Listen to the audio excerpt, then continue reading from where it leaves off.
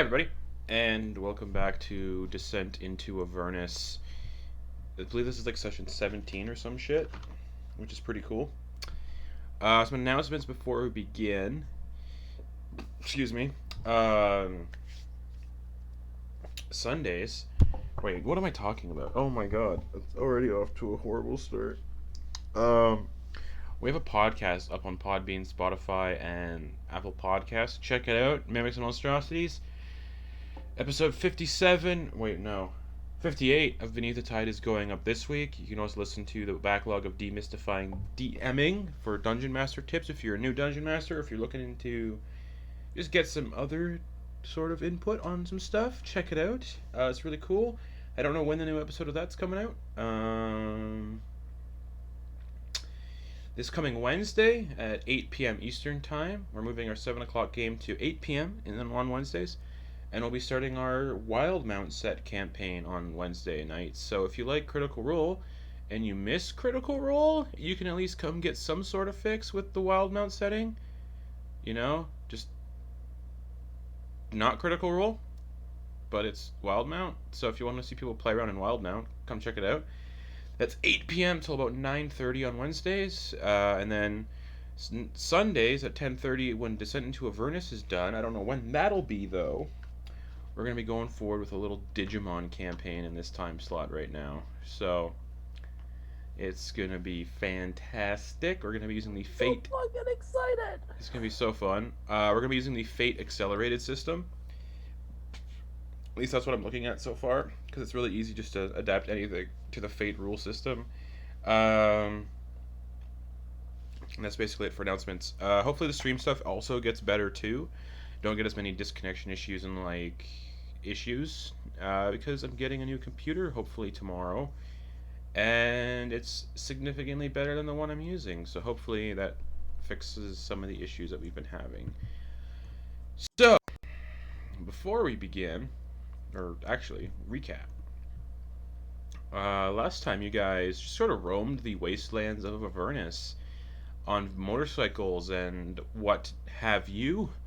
And essentially, it was just a session of driving around and completing little errands to kind of get the idea of your next destination, how to get to the... that crypt. Bleeding Citadel, that's the place. To get the destination to the Bleeding Citadel through doing a bunch of errands for demons.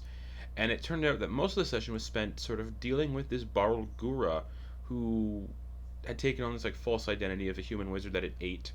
And you all basically helped this guy out after getting electrically shocked pretty severely from these pillars, and also getting some boons if you were lucky. Sephron got a boost to their armor class for 24 hours, while everyone else kind of either got turned blue permanently. Well, not permanently. Oh, am I still blue? Yeah, you're still blue. And others just got, shocked by lightning and hurt by necrotic damage and fun stuff like that. Kroner got hit by magic missiles, I believe, but popped up a shield. So everything was good. You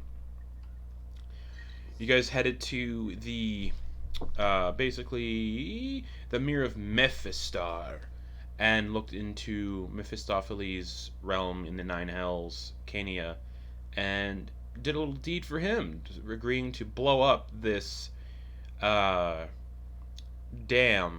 tributary in the pit of Shumrath to kind of block off the river Styx, to make a dam in the river Styx in one area, and that was in terms of a deal, and the deal would be the...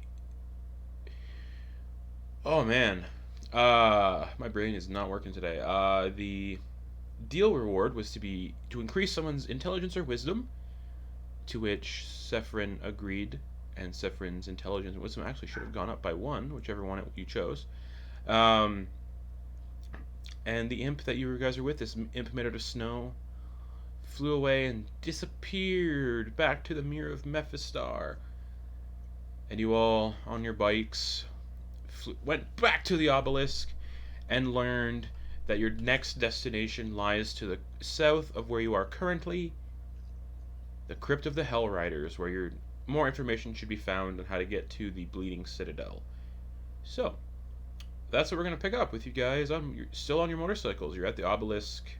You just left the obelisk. I think we leveled up as soon as you guys were leaving the obelisk. I don't remember. There's you guys still have your motorcycles on this side of the River Styx. The um, Tormentor is with Mad Maggie being customized. It'll take 24 hours for that to finish being customized. Mm-hmm. So, yeah, we're gonna pick up. You guys are still at the obelisk. You have your Hellriders? Devil's Rides motorcycles? Devil's Rides. Yeah. I've given. Yeah! I don't know what I'm talking about. So that's what we're gonna pick up. We got our bikes. We have a bunch of bikes. Yeah. Insert Queen lyrics here. I was thinking more like Meatloaf, like Bat Out of Hell. That works too. No. Very true. Yeah. Should we just ride on to the Crypt of the Hellriders? Yes. Maybe skirt that demon or big old devil that's on the map. I mean, I don't know if we can avoid it, but We can certainly try. right, certainly we can try. try.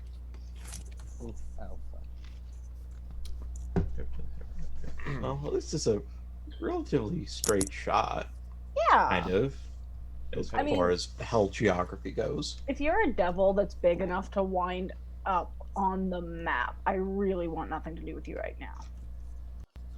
Or, Okay. I mean, it could just be one of those, here there be dragons, here there be horrible devils and such. Could be.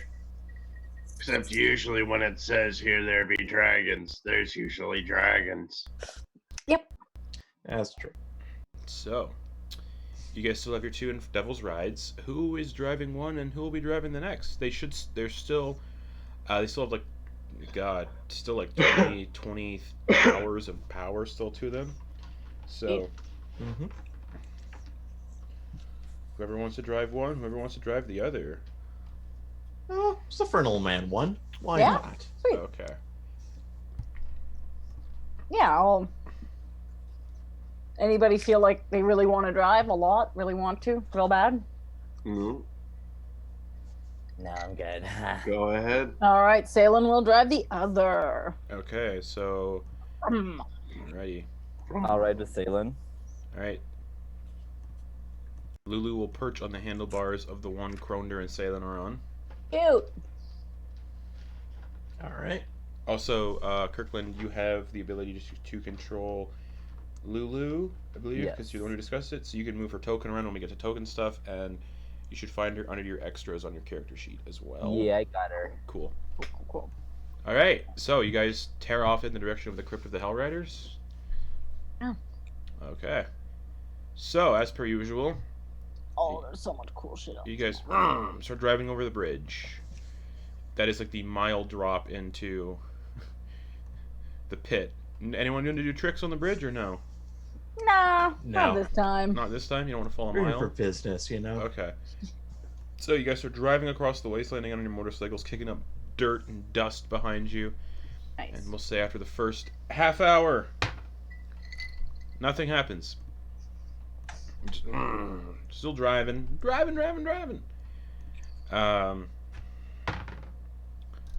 Yeah. The next half hour, as you guys start to like drive towards, again, I gave you guys the wrong map. The locations aren't supposed to be named on your map. I gave you guys the DM Yeah. map, so Well, it's a good thing I can't read. there we go. Sweet. As you guys drive for like another half hour, you guys on both motorcycles drive off what appears to be a 10-foot high ledge and come crashing down. Just Oh shit. the only one that needs to make a dexterity saving throw are the passengers and Lulu. Oh god. Okay. Ah, crap. Scheiße! So I believe that's Mortis, right? Mortis, Kronder, and Lulu. Founder. Yeah. Dexterity saving. Natural 20 for Mortis. Mortis Hell just yeah. Mortis just grabs onto the side of the backside of the Devil's Ride and hangs on. Funny enough, it's an 11 for both of us. Oh. 11 for Lulu and Kronder. Render, yeah. Okay, so you guys both drop off the motorcycle and you land prone behind the bike, and the bike's kind of slowing ahead a little bit. So Kroner takes 5 points of bludgeoning damage, Oh. and Lulu also takes 5 points of bludgeoning damage. And if you don't, you can actually modify Lulu's hit points underneath on the extras page. You just click her little stuff. Dope, I got it. Yeah, you both take 5 points of bludgeoning damage as like Kroner just kind of like falls back, and then Lulu kind of just off the handlebars hits her head off the front wheel and kind of just like Oh. rolls over to the side. Ugh. Lulu, you okay? Yeah, I'm fine. Oh god, that sucked. Ugh. Mm-hmm. Well, Salem will kind of skid to a stop. How far back are they? Like 5 feet. Okay. Okay. Alright, I'll just hustle back on. Okay. That ledge came out of nowhere. I'm sorry, I did not see it. I would have warned you or something. It just Yeah, like it is perfectly blends into, the hills over there. No shadows or anything no, it was just like right there. just there and then gone and woof. Hate this place. Hate it. Let's go. Yeah. All right. So you guys start taking off, continuing your little drive. Try to drive across like a mixture of white desert dirt, and red desert dirt, like it's like blood seeping up from the ground almost, and kind of bubbling across the dirt. But you guys drive across, and you start to get to what looks like rain clouds up ahead, and it looks like there's like God. thunder and rain coming down. And it looks like the Oh, that's storm not good. is impossible to sort of avoid. But thankfully, as you guys drive through the storm, thankfully it's not acid rain. It's just normal, strangely enough, weirdly hot rain. Like someone's pouring, like when you get into a shower that's really hot. It's like that. The water is not like a refreshing rainstorm. It's just a, ew, gross. This Not is like someone's pissing down our bags. basically. Oh. Or when you take a drink from the hose in summer, that first couple seconds of Warm am I the only one who did this? groundwater. Yeah. You might be. And No one then else did. I did. No one drank. Oh, I did. Oh. It was gross. Yeah. And then for the final half hour, nothing happens, and you guys arrive at what looks to be. You guys up ahead, you see acrid smog swirls around a barren hill, rising from which, like giant tombstones, are a pair of leaning monoliths, each soaring more than 50 feet into the smoky red sky. Dozens of armored knights kneel in motionless reverence beneath the monoliths, or before the monoliths, between which are a set of onyx steps leads down the hill into what appears to be a catacomb. How long has it been since our last long rest? Probably like 8 hours. Hmm. So yeah, probably not time for another long rest just yet, huh? Probably not just yet. Damn, I'd really like to move my spells around. That's okay. Yeah, me too. Before we go in, I learned a new spell that I'd like to try out. Oh. If you all wouldn't mind, I think it would just be a good idea if we're going dungeon crawling in case we get separated. Oh yeah. Yeah, there's this Yeah. really amazing wizard called Rary. He did a lot of divination type magic. And I finally figured out the trick to his telepathic link spell. Huh.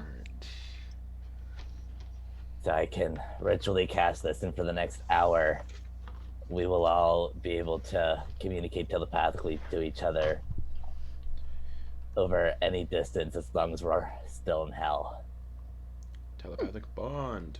So when I do telepathic bond on the channel, because people have done it before, and since we're not playing in person, it's hard to tell when you're speaking in your mind and when you're not. So generally how we've run it, if you're speaking in your mind, just totally pull Professor X. Oh, I love that. I love that. That way I know if you guys are speaking in your mind and when you're not speaking in your mind. Okay. Okay. But yeah, so if we take like 10-ish minutes Mm-hmm. while I just set up this little ritual, I think it would just be a good idea to have in the thing. Yeah, Ah, and especially we can figure out tactics. If we want to have a conversation in front of people, yeah, I'm game. yeah, okay. I'll start ritually casting it. Okay. You start ritually casting Identify. Anybody else want to do anything in those 10 minutes? Mosey around, kick some rocks. Okay. Saffron will take stock of her elixirs. In this case, it seems to be transformation and flight. But Okay. they also seem to have a little bit of extra oomph for some reason. Okay. The oomphy. I just need to see how long this is. Oh, geez. Mortis is gonna practice his. Can I do this as a ritual? No, okay. Never mind. Mortis is just gonna hang around then. Okay. Yeah, so as you kick a rock, Oh no. you guys hear a tremor beneath the earth. And a purple worm. No. Just our luck. Oh, man, purple worms are fun. Anyways, yeah. I feel like we could take a purple worm. Yeah. No, we couldn't. No. CR17, you kidding me? After about 10 minutes pass in Kronder, you ritually cast telepathic bond. Damn. Did it work? Can you hear me? Loud und clear. Great. Did Yes, you, I still have the accent. you also cast it on Lulu, right? Yes. Okay. She It can be puts- up to 8 willing creatures. Hi. Ah, cool. Great spell. Great. I needed enough voices in my head. This is a lot right now. For real. Just nobody think of the songs that never ends. Also, Salen, I'm pretty sure that this will like continue to work while you're in beast shape. It will. Oh, that's fun. Alright, this is freaking me out a bit. Where do we go next? You guys see the set of stairs going down into the catacombs. Gotta go I'm gonna- down. I'm gonna say down. Probably down. Yeah. Anyone who's close enough to these knights that are in the that are kneeling before this, Mm-hmm. these monoliths, these were actually knights. They're not statues or anything. But as you look in, you can kind of pass. You can kind of see that these are dead knights. Mm. Foreheads resting on the pommels of their swords, and it looks like their armor serves as caskets for their bones. But their Ugh. corpses their corpses stay upright. Okay. But their bones are just kind of all falling apart and what bones do. Yep. Yeah. Stuff. And you guys see a set of Bones. onyx steps going downwards. All right, I'm not going first. Well, I can go. I can do it. All right. So, you guys are getting a new map on Roll20. Yeah, we are. Ooh. Oh, Oh, there it is. Oh, where are we? Let me- oh, there it is. Oh, there we are. We'll say Lulu Oh, there is. we are. We'll say Lulu's with Kroner. There's my girl. All right, let's just do. Okay. And after about 10 feet, these stairs go down, and you see a set of double doors. Each square, by the way, Mm-hmm. is 5 feet. Again, sorry, chat, you guys can't see the map because that kills this old computer I have. Oh. So when I get the new one, hopefully we can do that. But yeah, you guys, the stairs go down about 10 feet, and you just see a set of double doors. Do we know if this building is currently occupied or has it been abandoned? You do not know. Okay. But as you get down, down these steps, the air gets terribly cold, so it changes from that that immense, just overbearing heat of Avernus, of hell, and becomes terribly cold. And as you look down, it looks like this entire crypt may just be wreathed in ankle-deep mist. There's just an ankle-deep mist, and all of the passages look like they're about going to be 10 feet tall, and they're just hewn from solid rock. Yes, this should at least be refreshing. Not like the storm we rode in through. Yeah, that was nasty. And as you guys descend, are you guys descending the steps? I'm gonna wait at the top of the steps. Okay. So do Yeah. we knock, or do we want to see if there are any traps? So, as you guys do descend the steps and get towards the doors, a pair of basalt doors block, or basalt, whatever the word is, block Basalt. the basalt. Thank you. Block the passage ahead. Their surfaces engraved with a relief of a knight locked in combat with a devil. Both wield burning swords. Can I do a history check or a religion check to see if that I can tell who that's supposed to be? It doesn't look like it's supposed to be anybody specifically, but Okay. you all would remember after recently talking to Ubalux, the Barlgura, he did tell you a passphrase needed to enter the catacombs. Does anyone Yeah. remember the passphrase? I remember it. It's for glory. Yep. All right. But I feel like Salen is just like, shit. I'm gonna say the thing, and I think it might open the doors, but just don't laugh if nothing happens. I have no idea what I'm doing. Okay. And then it'll be like, for glory. All right. As you say for glory, the doors slowly grind to open.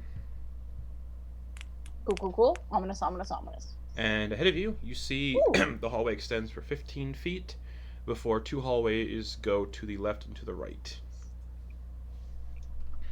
Alright. Mortis, why don't you go in front? You are the most heavily armored of us.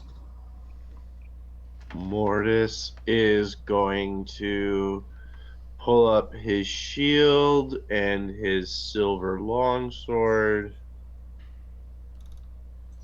Okay. and he is going to begin moving forward.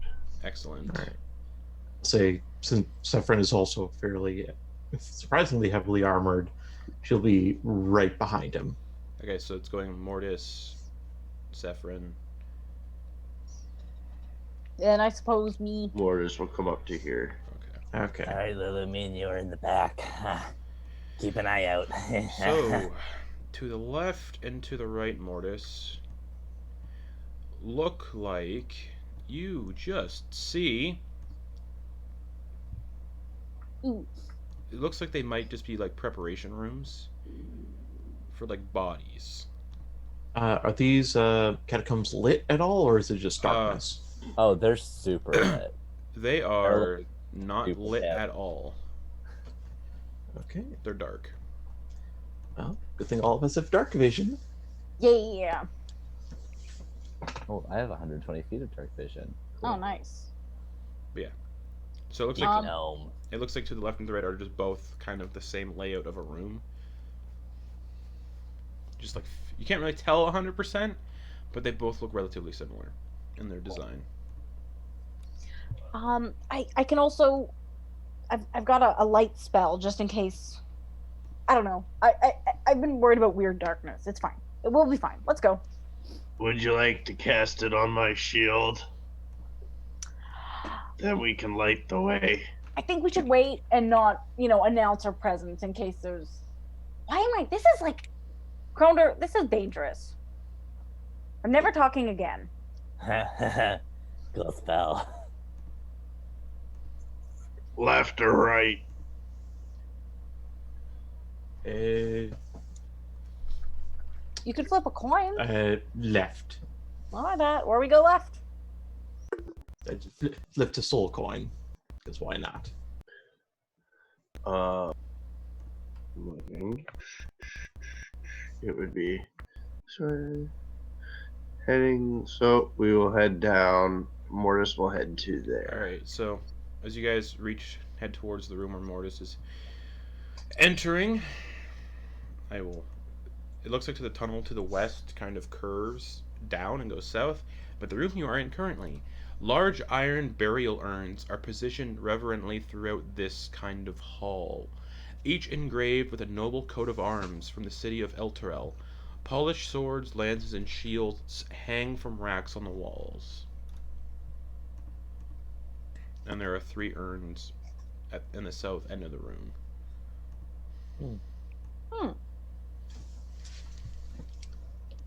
El Terrell.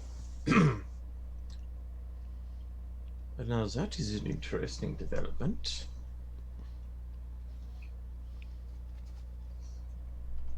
But, I mean, not surprising since El Terrell was dragged here, but... Oh, I can't tell what's in my head and what's outside anymore. Yeah. Should we push forward? Yeah. Do you want to check the urns for something? You never know, it might be useful. Mortis is just gonna take a peek inside that center one. Okay. You peek inside the center one. Yeah, As you bury that. As you peek into the center urn, Uh-oh. 3 kind of ghosts rise up from the urns, and they look like knights. And they're like, "What business do you have here?"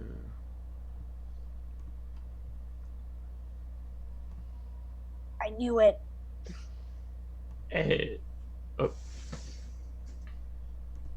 Answer now. 1 second. Mortis, our finish chewing. Finish chewing, Mortis. We are here for honor. Wait, say the glory thing. For glory? For glory. Oh. But why are you here exactly? Yeah, why are we here again? Because we're trying to locate that citadel. Yeah. We're trying to find Yeah. the sword of Zariel. Right. We fought alongside the angel Zariel when she waged war in Avernus. We fought with her when she was an angel. Cool. When she was an angel. And she's So- not anymore. No. Oh, she's... I didn't want to break that news to y'all. I mean, That sounds like I trouble. think they know, right?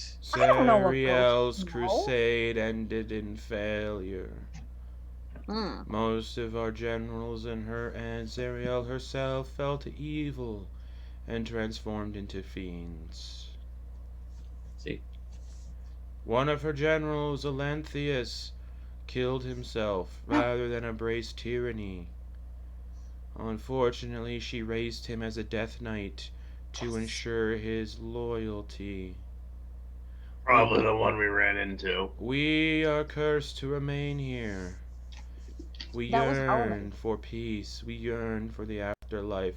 But we are bound to Zariel and bound in her service. Please help us find rest. And how can we help you? Alanthius despises Zariel, but he is bound to her service. We know there is still good in him. He has a quarter here in the catacombs, his room. It may contain evidence in his humanity that you can use to appeal to him should you see him. okay. So I have a. Where do you know where the rooms are? There's His quarter. No. Hmm. Is this Yeah. place super mazy? Is it like a maze? No. No. Mm. Okay.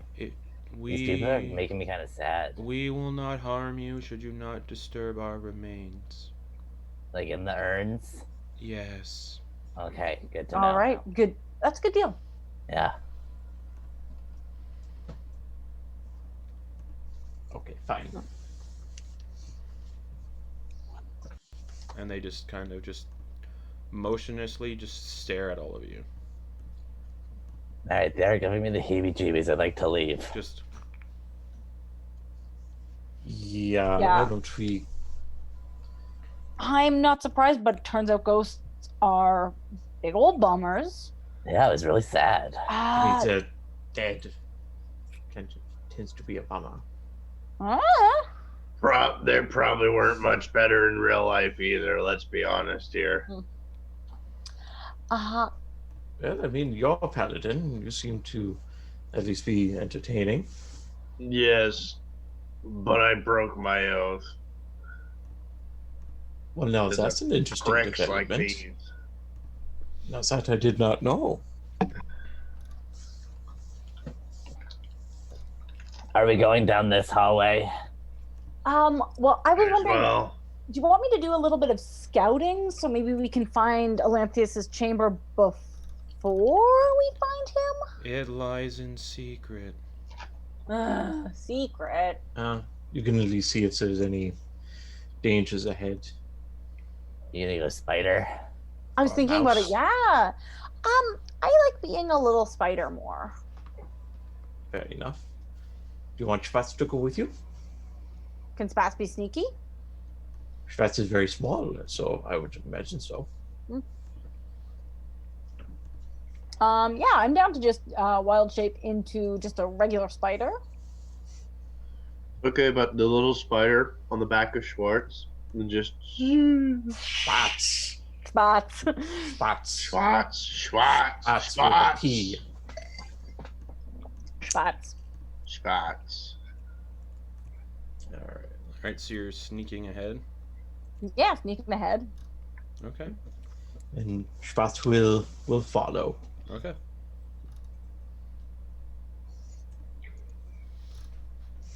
Morris is just gonna kind of take his hands away and totally not use the animate dead spell he was about to use on their bones. Okay. So Salen, you Think turn we're into a not little, using you turn into a spider and you start creeping along. Yeah. And as you turn the corner, you just see another one of those like funerary chambers, a similar one you just left, where the ghosts were hiding in the urns. Well, not hiding in the urns, but that's where the remains are. Hanging out. Yeah. And you pass another one. You enter another one rather, and to the south you see it looks like a corridor that goes to the east, and about to your east is another corridor that goes to the east. Okay, I'll go to the first quarter. All right. So as you kind of peek down there, Oh. recesses in the walls hold iron burial caskets. Each casket has a single healthy red rose resting on its lid. Interesting. 3 iron caskets with roses. All right, can I just creep along the ceiling stealthily? Yeah, give me a stealth check. Heck yeah. Oh, heck, that's a natural 20. Nice. You creep along the ceiling quietly. So, Should I not roll like for those loud Schwarz? spiders. Yes, please roll something for Schwarz as well. Okay. That is +4 to stealth, so not too bad actually. Oh, yeah, I don't even know my. That is an 18 for Schwarz. Also appears very sneaky. And the two of you kind of creep along, and well, two of you, Salen and Schwarz, kind of creep along. It looks like you enter and you see another one of those funerary chambers with those urns again. Very similar to the room that your friends are currently in. Yeah, that's just more of the same. Okay, I'm just gonna make my way across and keep an eye out for any like tripwires or anything. You're not really seeing much of anything. That's good, I guess. Okay. Again, this hallway kind of looks like it curves down to the south after about 15 feet and goes to the south. Boop. And this chamber. An iron urn heaped with human bones squats in an alcove at one end of this hall. On the wall nearby, a carved relief shows a column of mounted knights charging through a portal into a fiery hellscape.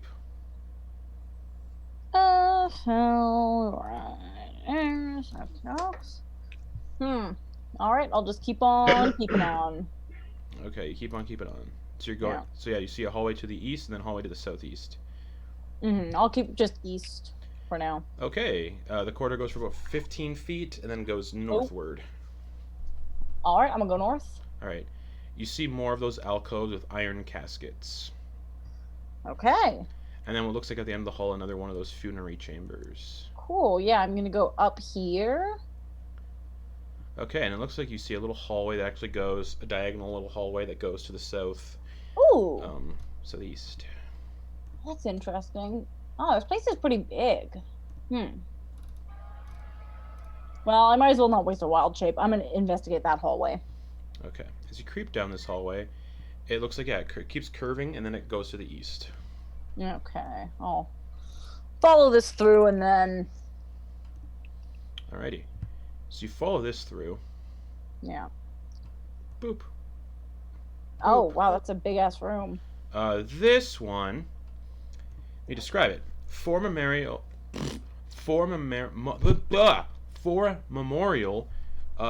steles stand in this hall, each engraved with hundreds of names. A legend etched at the top of each stele reads, in common, "Here lie the fallen, may their souls echo here until the end of time." Adorning the wall across from the steles is a carved relief showing a solemn, blindfolded angel on the back of a mammoth with feathered wings. The mammoth is reared up on its hind legs, and the angel holds her sword high. All around them are the broken bodies of fallen knights and devils. Damn.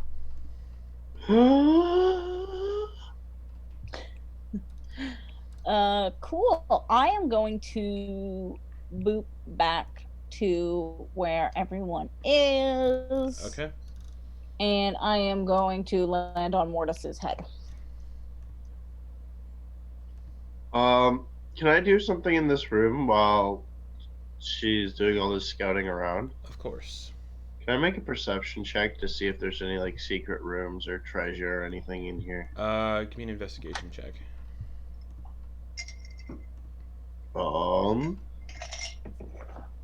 18. 18. Nope. Ooh.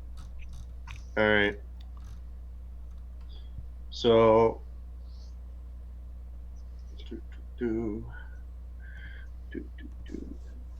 And you feel a spider drop on your head. I think Salen just came back. And then you see Schwartz fly back in.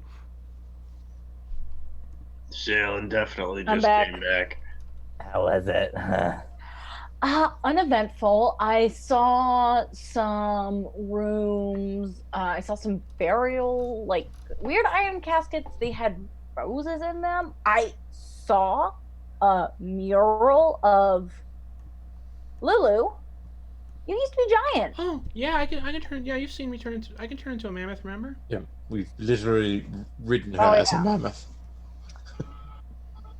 Well, anyways, there's a big mural of you. I didn't check all the quarters. Do you want me to go do a full sweep, or we should just move on? I'm kind of bored. Yeah, let's keep moving. I'd say watch out for the rose caskets. They seem weird. I kind of want one of those roses, though. I don't think you should take one. I also don't think I have a feeling that if we mess with one, it's gonna end up going very badly. Yeah, I mean, they look fresh. They look healthy. Yeah, I vote we just move forward. Fair enough. Lead the way, Salen. Oh, okay. And it's just gonna jump down and spider. Okay. Down so there. I didn't see any traps, but I'm very small. Fair enough. Would I be able to just make a quick investigation check on the room that we're mostly in? Sure. Okay. 10 plus 5. There's a 21. You don't see anything. Damn. Oh, All right. damn. That'll work. Yeah, the north passageway just kind of goes to a room with an urn, a lot of urns, and then it loops around and there's a mural room and it goes back. It's kind of like a big loop. Okay. Which pathways did you not go down? Didn't go south.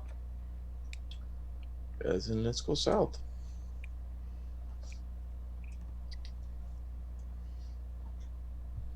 Okay. So, you guys are going south. Yeah. You see a corridor with more of those caskets with the roses on them. Mm. And then it opens up into another one of those funeral chamber rooms with the urns. Interesting. Anyone who gets here, though, crosses this point right here. Ruh-roh. I need to know everyone's passive perception that crosses through that spot. Ooh. 8. 19. 19?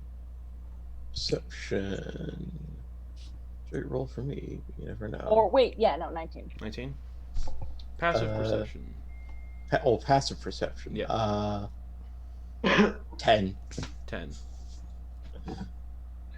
Mortis is gonna check out what's in this urn first.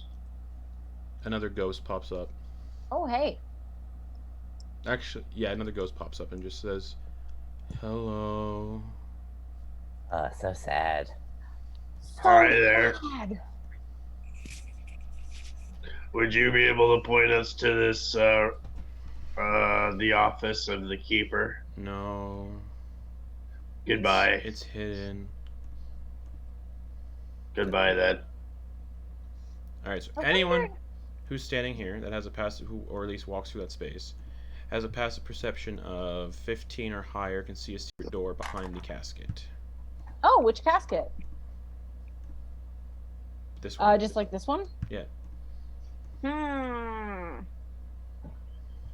Well, I- Mortis would just walk right past. Same. Mortis is waiting to be, or not Mortis, sorry, Krunder's waiting to be the last person. I feel like Salen, who is still a spoiler. Mm-hmm. Yeah, I mean, this is great. I can talk to you all my own wild shape. This is the dopest shit.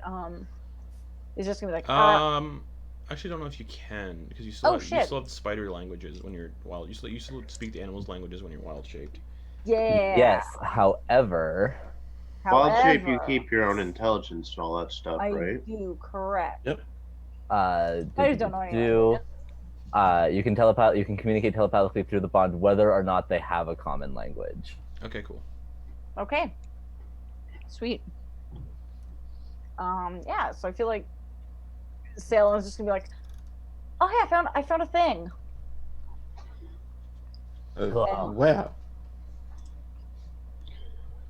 There's a passage over here as well. Ooh, Yep. Where Mortis is, there's a passage that goes south 10 feet and then turns to the east. neat. Why don't we Phelan, check can I yours pick out up first? This rose? Yeah. That sounds interesting. I feel like you should leave the rows. I just think you should leave them. Yeah, I'd rather not fight any more undeads than I absolutely have to. Yeah, and I'm just gonna. Is there a little crack I can There get is through? I'm gonna have not. to. All right, I'm gonna boop out of wild shape then. Okay. Yes. There's a secret door here. I do not know how to open it. I don't see any obvious mechanisms. Can I have a look around to see if I can find something? Suffering will too. Perception checks or investigation.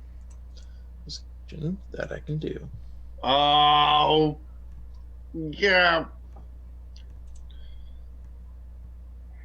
That good? That Natural is, 1. 15. It looks like you just push on the stone wall and it opens. Oh, neat. Alright. Mortis has found his own butt. So, Sephron, you push it open, and it looks like it's just a room of ankle-deep mist. Hmm. Who wants to go in first? I can. It's fine. Mortis will be right behind her. Okay. And Suffering behind Mortis. Okay. As you guys enter the room, the mist starts to get disturbed, and as you disturb the ankle-deep mist, it parts to reveal a ritual circle daubed in blood on the floor. Hundreds of Oh. slivers of parchment are arranged within it, each tiny strip bearing a name written neatly in blood. And Salen, since you're in here and you've seen something specifically in the dungeon that no one else has seen, you can make me an Arcana check. Okie dokes. Yeah, not good at whatever. That's a 1. Okay. None of you have any idea what these papers are. Sweet.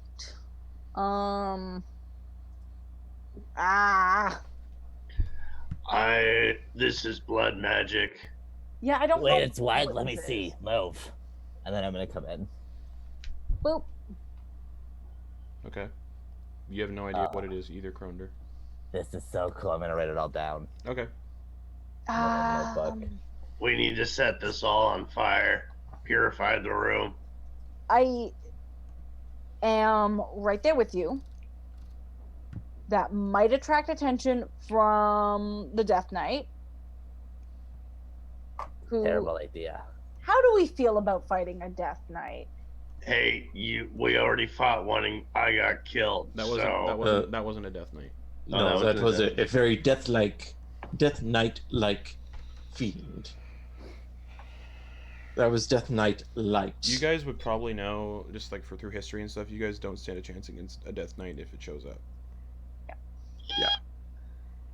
So- Maybe we do this last after we've found a secret find your humanity chamber. Let's see if we can find his teddy bear or something. Yeah. Let's go find Bobo. Is there any name that seems to be like stand out Nope. in particular? Nope. All right, we're going out then. I guess we're heading down to here. Alright, so that's another funeral room. Mortis just carries on, and Mortis, you see another one of these funeral rooms with urns. Again, it's a catacomb.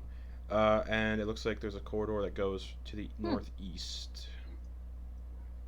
About 15 feet into another funeral chamber room. Wow, this is different.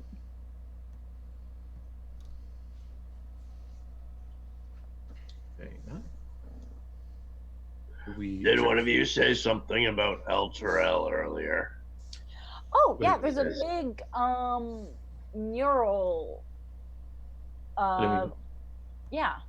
some of the iconography, even as we walked in, was from same as from El Torel. Yeah, and there's a big mural of Lulu, all giant, with Zariel as an angel. Oh, cool. Yeah, did you want to go see it, Lulu? I mean, yeah, maybe. I mean, it might jog some memories. Yeah. It's a good idea. We can circle back, perhaps. I don't think there were any ways in or out other than the way I went. And as you guys kind of like go into this room, you see the corridor there's a 10-foot wide corridor to the north that goes up a bit. And Kroner, yeah, you look up and it goes up about 20 feet and then goes to the west. You think this cycles around back to mural room? It might do, yeah.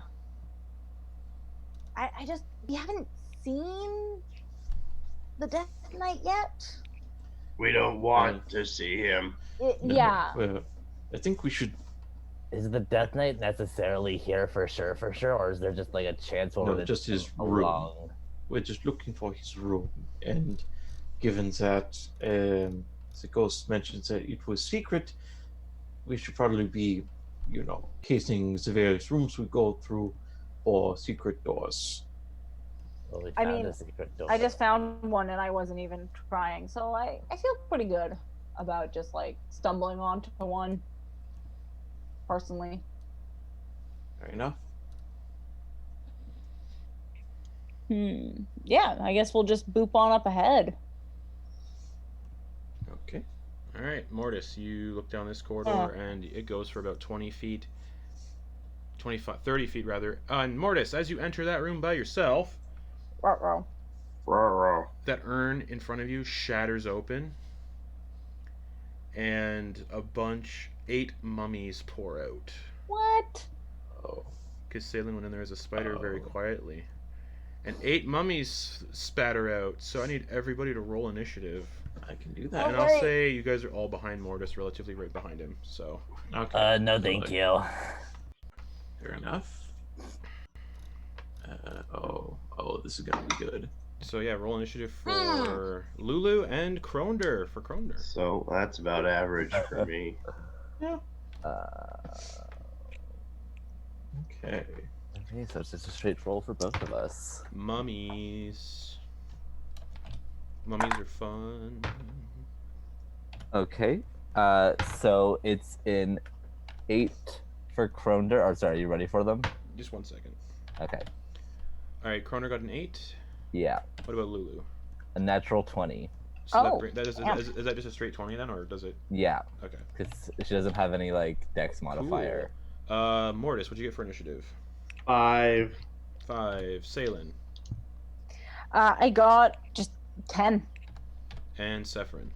11. 11. All right, that's the start of initiative, and it starts with Lulu. It sure does, doesn't it? Yep, and the ceilings are 10 feet, so she can easily fly over everyone's heads. Okay. And Mortis is getting surrounded by 8 mummies, it looks like. Just... Yep. It sure does look like that, huh? Yeah. Well, that's yuck. What is she going to do? Have you marked down what she's done already today? I haven't marked down yet. She's done heal, teleport. shape change, and teleport. Yep. But okay, 1 second. Let me just. Okay, it is an action. She's gonna. Oh God, what is she gonna do? I should have looked at her stuff more. Does she have anything that does radiant damage? Yes. Start with that, maybe.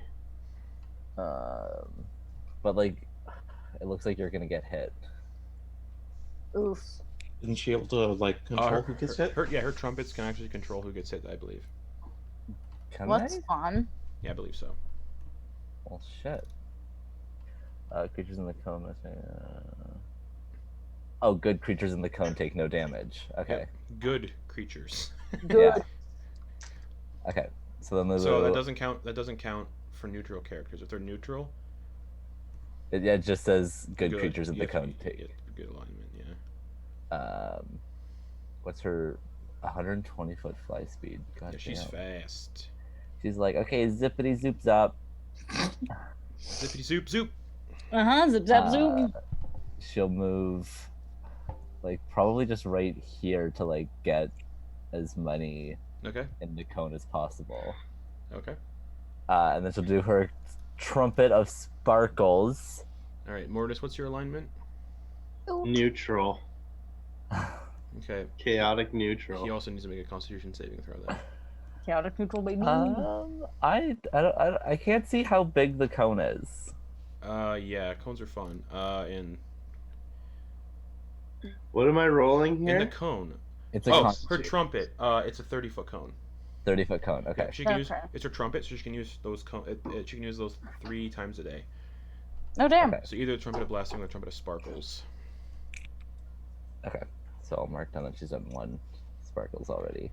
All right, so yeah, the mummies need to make a Constitution save, and so does Mortis, unfortunately, because Mortis is neutral. I got 13. That's a fail. The first group of mummies got a 11. That's a fail. Second group of mummies got a 8. Also a fail. Third group of mummies, 2, 4, 6. Yeah. Got a 17. That's a success. And the last group of mummies got a 9. Oh, but if they're evil, they have disadvantage on the Oh, saving cool. throw. Oh nice. So that means the only group that succeeded got a 9 as well. Okay, so they all fail. Yeah, just from Lulu's trumpet of sparkles. 15, Yes, the holy doot. 18, Adorable. 19. It is 22 points of radiant damage. Nice. Fuck yeah. So this trumpet just blasts out of just sparkling radiant magic, and all the mummies take 22 radiant damage. Oof. Sorry, Mortis. How much damage? 22. If he succeeded, it's half, I believe. But it's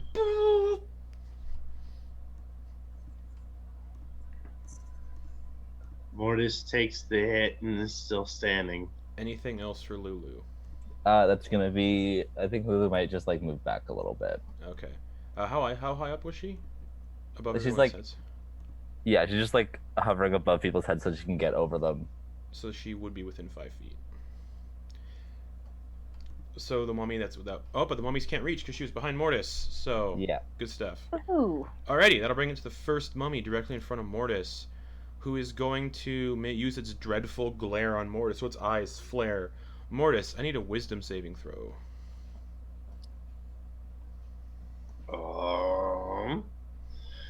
Da-na-na-na-na. Come on. That is 15 plus 15 succeeds. You are not Seven. frightened. You're not frightened. Heck Sweet. yeah. So it does that, and then it's just going to swing its rotting fist at your face for a 14 to hit. Nope. So it misses. You're just like, "Ugh." And that'll bring it to the second mummy in that grouping, who's just going to go 5 and move diagonally into the corridor to go 10 feet. And it does not leave your attack radius, so no attack of opportunity. And it is going to use a reach. Yeah, it's gonna make a rotting fist attack on Lulu. Just it's all that blast of Oh, trumpet. Just no. it's gonna go "Ugh," and go to punch Lulu in the air. It should have pulled her farther away. That's a dirty 20 to hit. That's gonna hit her. I know. Lulu takes 10 bludgeoning damage Okay. and 9 Ooh. and 11 necrotic damage. No. She also needs to make a Constitution saving throw. No. Ah! Leave her alone. Or Lulu. Are you getting Lulu killed? I might get Lulu killed. I've had her for 10 seconds. Congratulations. Right? You killed a tiny Constitution, you said? Yes, It's 18. that succeeds. Oof. Thank And God. then the mummy's gonna use its dreadful glare on Sephrin. So Okay. Sephrin, I need a wisdom saving throw. Okay. Flat roll for me. Also, Mortis, you're now immune to that dreadful glare. That's a Oh, nice. 4. A 4. Sweet. So that fails, but it also fails by 5 or more. So you're frightened, and you're also paralyzed until the end of the mummy's next turn. That's not great. Okay. For you. So you're just like frozen with fear. So, yeah, paralyzed and frightened, Okay. which is not a good combo. No, that's bad. Alrighty, that'll bring it to another mummy. Hmm. That's just gonna go 5, 10, and since Mortis is immune to dreadful glare, it is just gonna punch Mortis in the side of the head. Just, You can try. nope, that's an 8 to hit. Nope. Ooh. Cool beans. That'll bring it to this mummy. It's just gonna go, and it's gonna. I can see. Actually, it's gonna stay here, and 5, 10, 15, 20, 25, 30. It's gonna look at Salen. It's gonna look at Salen, and do its dreadful glare on Salen. I need Salen to make a wisdom saving throw. Okay. Boop-a-boo, wisdom saving throw. That is going to be a 24. 24. You're now immune to that as well for 24 hours. Woo! Alrighty, that'll bring it to another mummy. Oh my god. Yeah, who's gonna go and make a punch. Mortis is now just surrounded by mummies. This one's gonna make a running fist attack towards Mortis for a 18 to hit. Nope. Just and you block it with your shield. Alrighty, that brings us to another mummy. Who's gonna go 5, 10, and also go to punch Mortis. Just for a 22 to hit. Mm-hmm. Yep, so it punches you in the side of the face and you feel this like rot set in. You take 12 bludgeoning damage Mm. A lot of damage. That's so much damage. and 7 necrotic damage, and you need to make a constitution saving throw. Oh. Crap.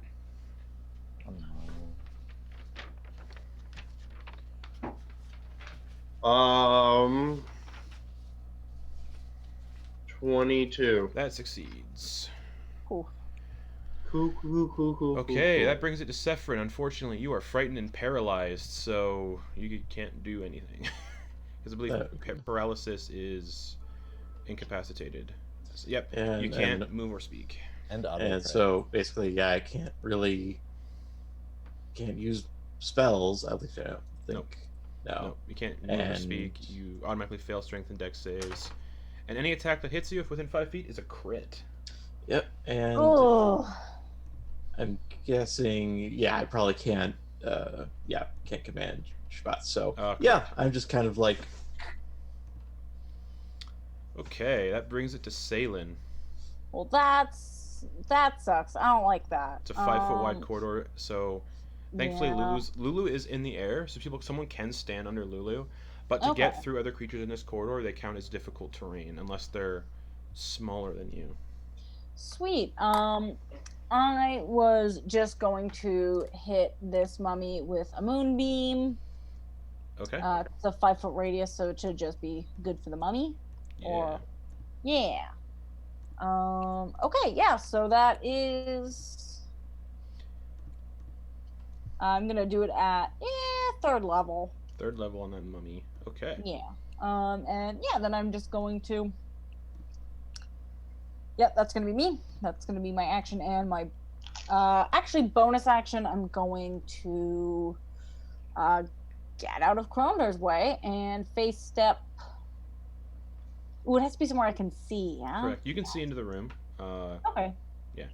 Is there anywhere like I can't see into the room? You can't see anywhere past basically Mortis up this way. So you can only see really this whole area where Mortis is and where Mortis is behind. Cool. Because this is a big wall right here. Yeah. So I'm going to face step. Oof. No, I'm not. Nope. Change my mind. Just the moonbeam. Okay. Anything else? I do fire damage to anyone who's around me if I face step. So. Oh, please don't do that. Yeah. No. Alrighty. Anything else?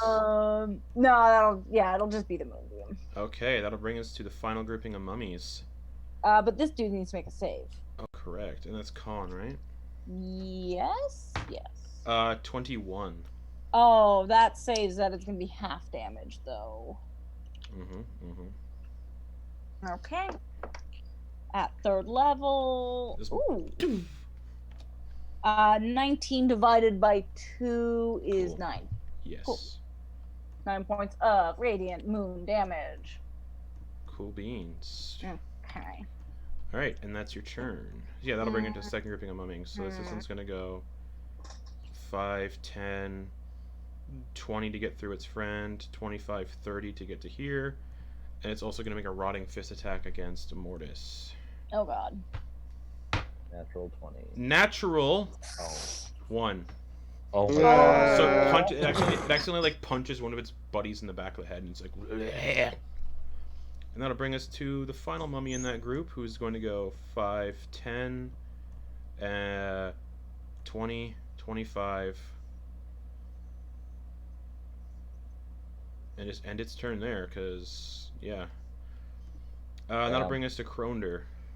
Great. I'm gonna cast Sickening Radiance. Okay. So it's a 30-foot sphere. Okay. I'll just draw the square so I know where Moonbeam is. to about there. Okay. So it's gonna be centered right here. 5, 10, on this 15, guy. 25, second. 30. Okay. So 30 feet is where Mortis is standing. I'm an evocation wizard. It's not gonna affect him. Correct. That's right. Nice. So, Sickening Radiance, what do they have to do? So let me reread it. I just know Okay. it's radiant damage. When a creature moves into the spell's area for the first time on a turn or it starts its turn there, they must succeed on a Constitution saving throw or take 4d10 radiant damage and suffer 1 level of exhaustion. Okay, so there's Sickening Radiance right there. Does that count me as well? No, he's because I'm evocation. evocation, so I can bend it so it doesn't affect you.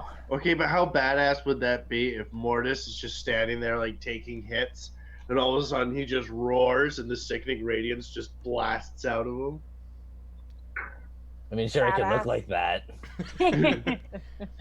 Right, at the start, so yeah, you cast Sickening Radiance. Yeah, Yeah. that's gonna be my turn. Alright, I don't remember casting this. that brings it to Mortis, surrounded by mummies. Your friend's basically cornered in the hallway. They can't get out of the hallway. to come help you. Oh.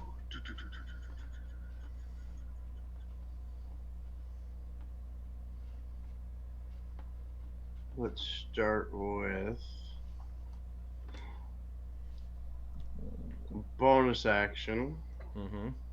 We are going to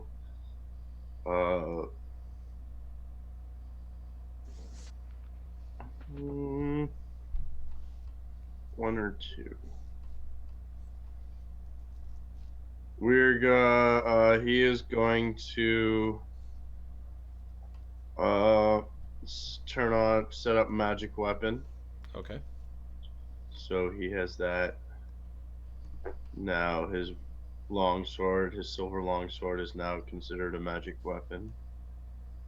And he is going to attack first the mummy in front of him. Okay.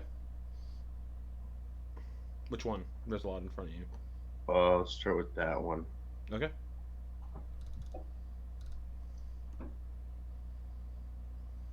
Um,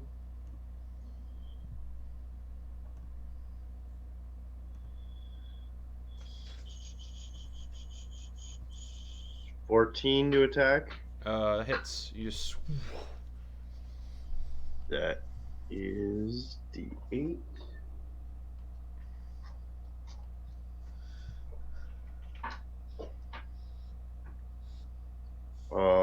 Seven, 8, 9, or 8, 9, 10, 11, 12, 13 damage. 13 damage. All right. So you just crack it in the chest, and you can hear it's like brittle bones kind of just break in its chest.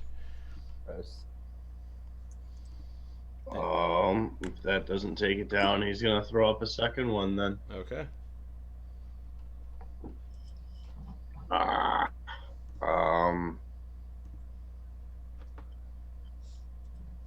12. 12 hits.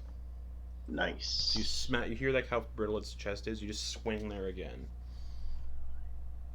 14. 14 damage. That one is not looking too great. It's like, and looks like it's about to crumble. That is. Yeah, I can't use. Okay. Actually, yes, I can, can't I? Okay. As I hit that Mm-hmm. mummy. Yep. I am going to use Divine Smite. Is that a bonus action? Because I believe you used a bonus action to activate magic weapon. That is a special action. Cool. Yeah, it's kind of like a free action. Cool beans. Wow, cool. We are going to do 3d8. As you bring this hammer down, it's just extra damage. Extra radiant, I believe. Yes, 14. Holy shit. 7 times 3 is 21. 21 radiant damage. Alright, so you bring the hammer through its chest cavity and it bursts out the other side, and as you rip the hammer out of its chest cavity, that mummy just collapses into pieces on the floor. Actually, we get an extra because that's an undead as well. Yeah, it's another. So that would be 4. 7 times 4. Okay. Yeah, it's dead. Nice. That is my move. Oh, sorry, I meant to mention this earlier.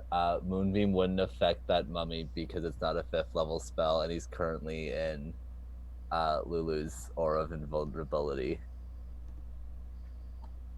Oh. She can drop that. She can drop an action to drop that. She has to use her action to drop that. Correct. So, like, as of right now, So yeah, it hasn't that done anything. so yeah, that moonbeam is actually not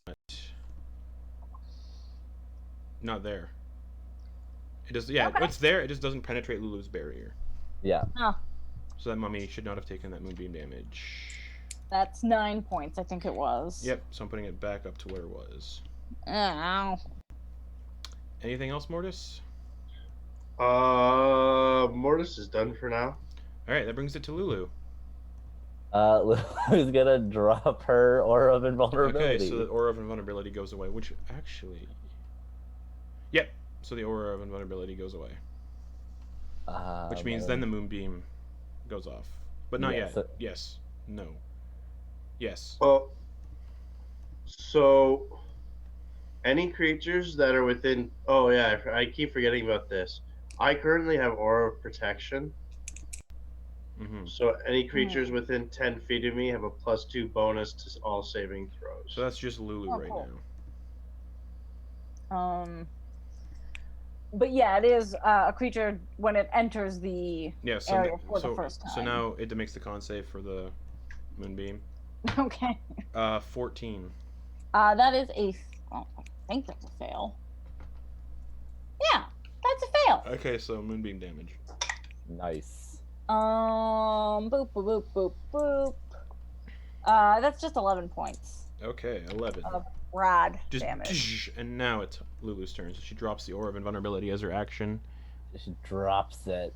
I think she's just gonna stay there because I don't want her to take an attack of opportunity. All right.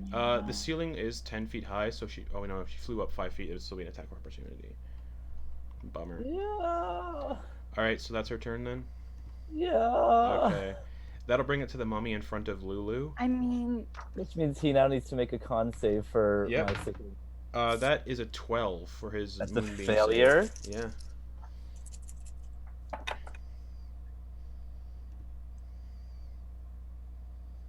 It's 27 points of radiant damage from sickening radiant. Oh, he had 25 hit points.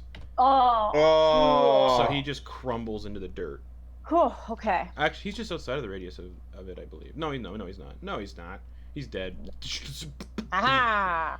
Okay. That'll bring it to another mummy who needs to make a con save for sickening radiance.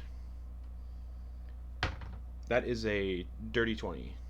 That'll save, so it's half damage. Do you want me to like re-roll for every mummy? Yes. Okay, sweet. 5, 15. 19 reduced to half, so 9. yeah. Okay. So yeah. And then it's going to use half movement, or not half movement. 5 to step into Moonbeam. It does not take an attack of opportunity from Mortis though, but it steps into the Moonbeam. So it needs to make a con save for Moonbeam Yeah. Nice. for a 12.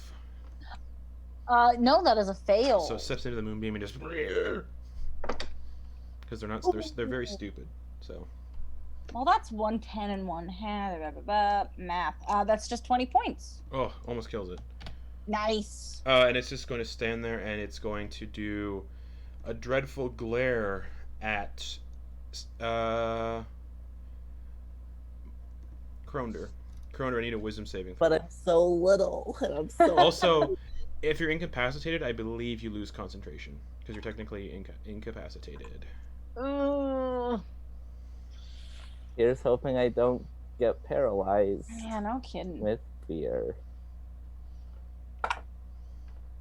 Natural 20. Natural 20, so it does not affect it. You are immune. what? You are immune Okay. to. You are now immune to that as well. Thank fucking So God. everyone is immune to it, but Lulu and Mortis, or Lulu and Sephron. So then it is just going to do a rotting fist attack at Lulu. Just No! 7 to hit. Does not hit. Just and Lulu trumpets out of the way real quick. That'll bring us to another mummy, who is going to go it makes a con save because of sickening radiance Yes. for a 5. Full damage. Wow, that's really good. Okay. 9, 18. 18 plus 8 is 26.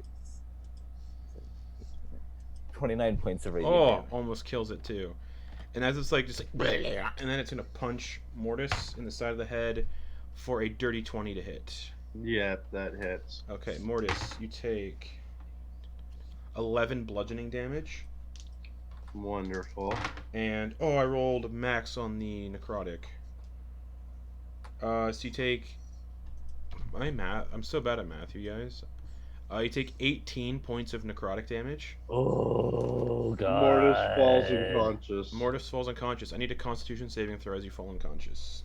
Oh no. Oh no.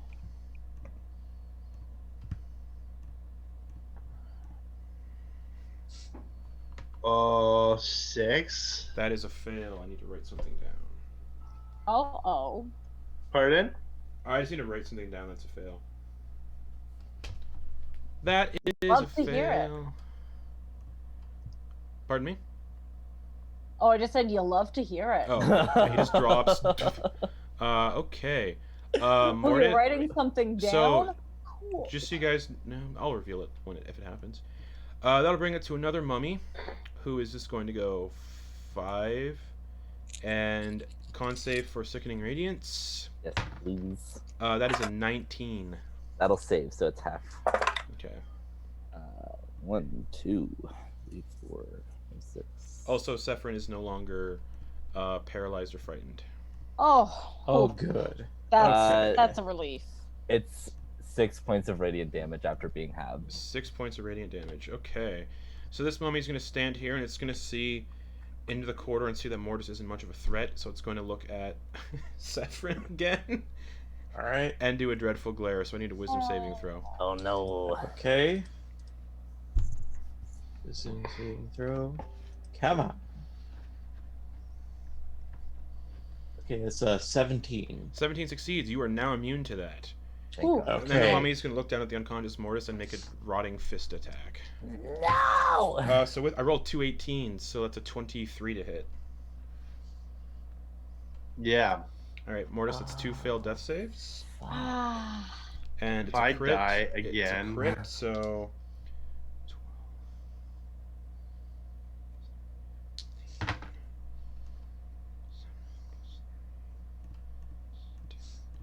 So the crit from the bludgeoning damage is 25 bludgeoning damage.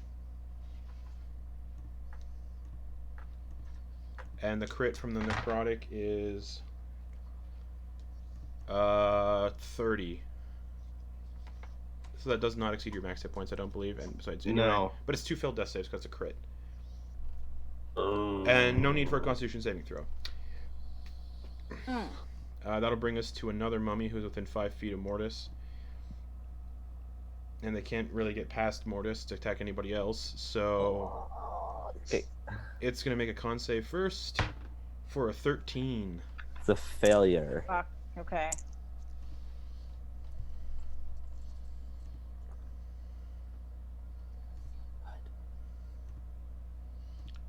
Also, I don't believe Lulu's cast Resurrection yet today, or whatever. No, not yet. 24 Thankfully. points of radiant damage. 24, that one is still alive, but just barely. It's going to go... Mortis is unconscious, so it can easily walk over him without movement issues, so it's going to go 5, 10 to get through its body, but it does enter Moonbeam. Oh. So it's going to step under Lulu as it does that. So Constitution saving throw from Moonbeam. Yeah. 4. That fails. What are those? Are those 6s or 9s? 2 6s and a 9. So that is 21. It steps into the Moonbeam and just disintegrates. Ha. And that'll bring us to Sephrin. Okay. Well, now I can do things. Okay. You see Mortis just drop unconscious, surrounded by mummies.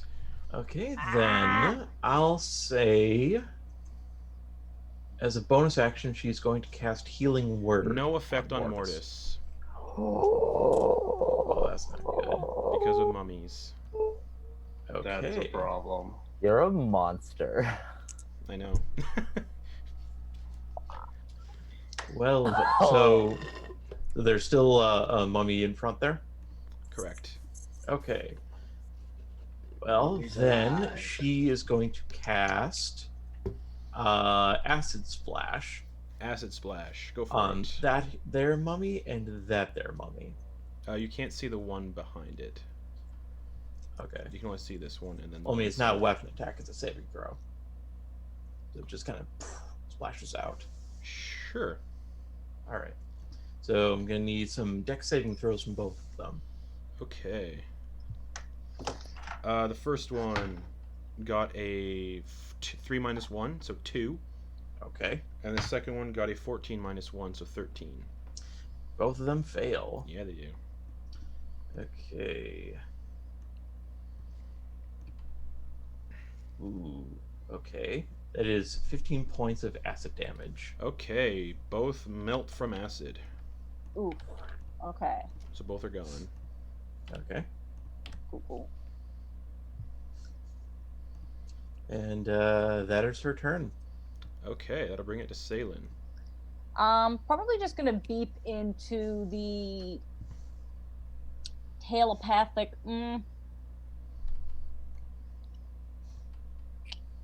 Yeah. I mean, you're gonna move your moonbeam? So Sephron, Yeah. for the healing, where you try to still check off the spell slot. Yeah, Cool. did that. Okay, cool. Salen is just going to like apologize in the telepathic link. And then face step. Oh, I still have the measuring thing. The measuring thing, face- yeah, you don't need the measuring thing won't be accurate. Yeah. Each square is 5 No, feet. just face step. What, over here? I suppose. Okay, so Sephron needs to make a save, or should she just take fire damage? Yeah, it's a charisma save. Ouch. Charisma saving throw, Yeah. Sephron, Yeah. Oh, okay. and it's fire Charisma- damage, so you're probably fine. Okay. Does it also natural happen? 20. Natural 20, cool. Oh heck yeah, you're fine. Does it also happen to where you appear as well? Boop boop boop boop boop. Because if you teleport there, Mortis will get hit by it. Oh wait a minute. It's not. I thought it was just a radius around me. It's actually each creature I can see of my choice within 5 feet of me. Okay, so never mind. Sephron So is of fine. my choice. So you're Yes. fine. So you Um, appear where Mortis's unconscious body is. Yeah. So And yeah, I guess it looks like his veins got like black necrosis in them. that's pretty yuck. So I'm going to throw an ice knife at this mummy right here. What's the radius on the shards if they explode? It is 5 feet.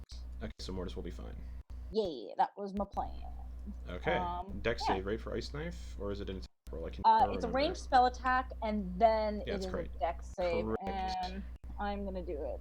Yeah, just at first level, I guess. Okay, ranged spell attack. That is, what do we call it? +9 to hit. Ooh, that is gonna be a 17 plus some stuff. That hits. Ah. Mummies are very easy to hit. So cool. That's 1d10 piercing damage. Okay. Not a ton. 5 points of piercing damage for The- this guy. How much was it? 5. Okay. It's just And then the target and each creature must succeed on a dexterity saving throw, take 2d6 cold damage. so all three mummies, because they're within 5 feet. Yeah. Mm-hmm. Okay, so the one you hit got a Mhm. 1, 2 minus 1. One in front of it got a 7, and the one Fail. beside it got a 15. Fail. Okay, so this ice shard explodes. That is going to be 7 points of cold damage. Alrighty, all of these mummies that are left look like they're pretty. Well, they don't look good, but they still they don't look anywhere near as bad as the ones that were getting taken out. Okay. Anything else? I mean, healing word had no effect. No so- effect. Nope. Okay, that'll bring it to the two mummies. One is gonna go 5, 10. Oh, it needs to start. It's starting a turn in the sickening radiance. So Yeah. that's 4. It's a failure. Fail. 5, 10, 17. 21 points of 21. radiant. Oh, it's barely standing. It's like. God Shit. fucking It- And damn it lurches. Standing, It though. lurches towards Salen and makes a rotting fist attack. Okay. That is a dirty 20 to hit. That will hit. So, and it punches you like in the throat. You can feel that like necrosis kind of creeping through your veins as well. So you take 13 bludgeoning damage Okay. and 9 necrotic damage. And I need a Constitution saving throw from you, Salen. Okay. Let's see what's this new one. Okay, that's gonna be a 3.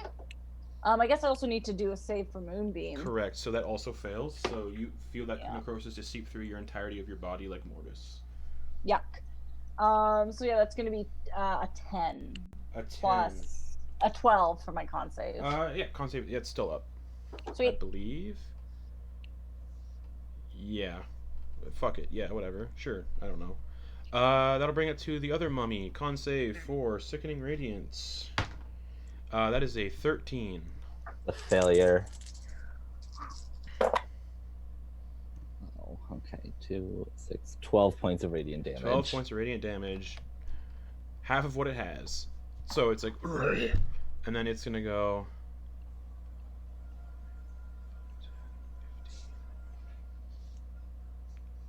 Yeah, no, it's going to go 5, 10, 15. And get beside Salen and then go to punch Salen in the side of the head. Okay. For a dirty 20 to hit again. Wow. All right. 7 bludgeoning damage. Okay. And 9 necrotic damage. Ow. So, and no con save. But make a con save for concentration. DC is 10 for Moonbeam. Okay. Yeah. Oh, that's a 20. Moonbeam's still up, bringing it to Kronder. Great. You can just see one lumbering over top of Mortis, looking like it's about to like rip into him. I don't like that. I don't like that at all. I'm gonna chill touch it. Okay, go for it. So this like skeletal hand just races towards it. Yeah, like, leave the old man alone. Oh, fuck, that's such a little amount. Old man squad. 13? 13 hits. Just slams into its chest. Roll damage. Thank God. Okay. D8s, where are you at? Okay. Oh, that's so much. It's 15 points of necrotic damage. Oh, necrotic. As it hits it in the Oh. chest, it just shrugs it off, immune to necrotic damage. Fuck. Although it does still have disadvantage on attack rolls against him until the end of his next turn. Correct. But just immune. You guys now know. Well, Kronder now knows immune to necrotic. Yeah. Oh, God damn it. Okay. What am I gonna do? What am I gonna do with you, old man? I'm in a bonus action Misty Step. Okay, whereabouts? Right here. I guess you misty step into the room in front of the mummy that's lumbering over Mortis. Yep. And that brings us to Mortis. Mortis, I need a death saving throw.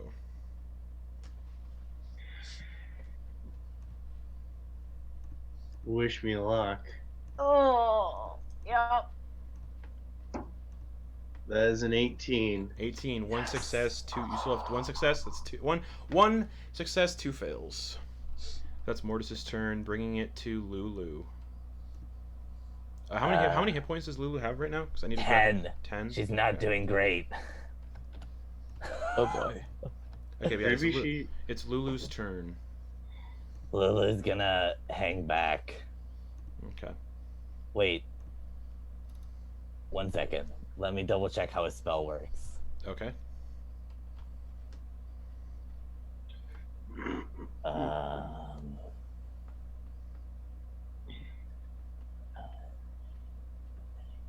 Okay, before she backs up, she's gonna cast Bless Okay. on.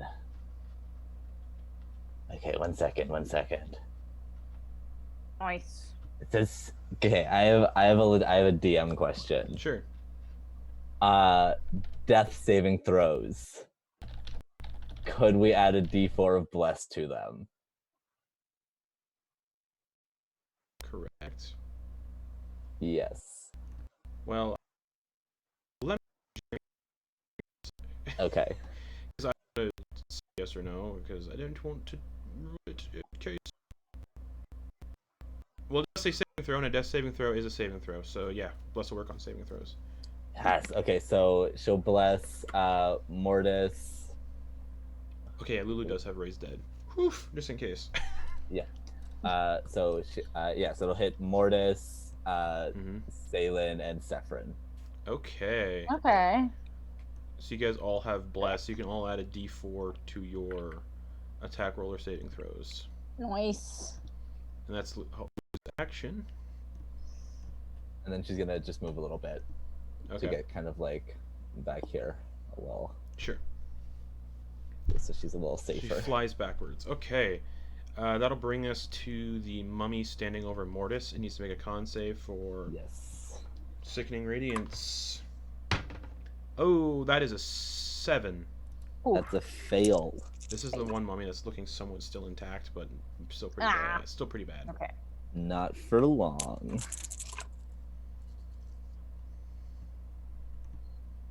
Okay, maybe for long. 16 points of radiant Oh! damage. It's looking real Ooh. bad though. Okay. And it's gonna turn to Kronder Yeah, it is. and make a rotting fist attack on Kronder. That's why I did it. Yeah. That is a. That was also a natural 20. 24 to hit. Oh. And it punches you right in the gnome face. Okay, I wish I had bless. So that is 9 bludgeoning damage. Ow. 13 necrotic damage. Concentration check on Sickening Radiance. DC is 10. Okay. I have advantage on this because Warcaster. Correct. Cool. It's 3 con. Yeah, 17. Cool. And I also need a Constitution saving throw as that same necrosis kind of creeps through your veins. Also a 17. So you do not get Nice. afflicted by that. That'll bring it to Sephron. Okay, so something is clearly wrong Yes. with Mortis, so she will 5, 10, get up right there, Yep. and she's going to use her fancy schmancy new class ability, Restorative Reagents, and cast Lesser Restoration on Mortis. Let me look at something.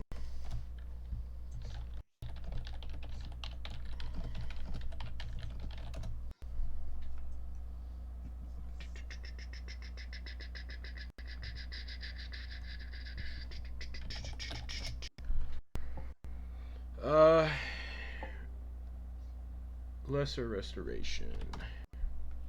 Sorry, everybody. NP. Lesser Restoration, no effect. Okay, well, Okay. then as a bonus action, she will command Spatz to do a force strike on that mummy right there.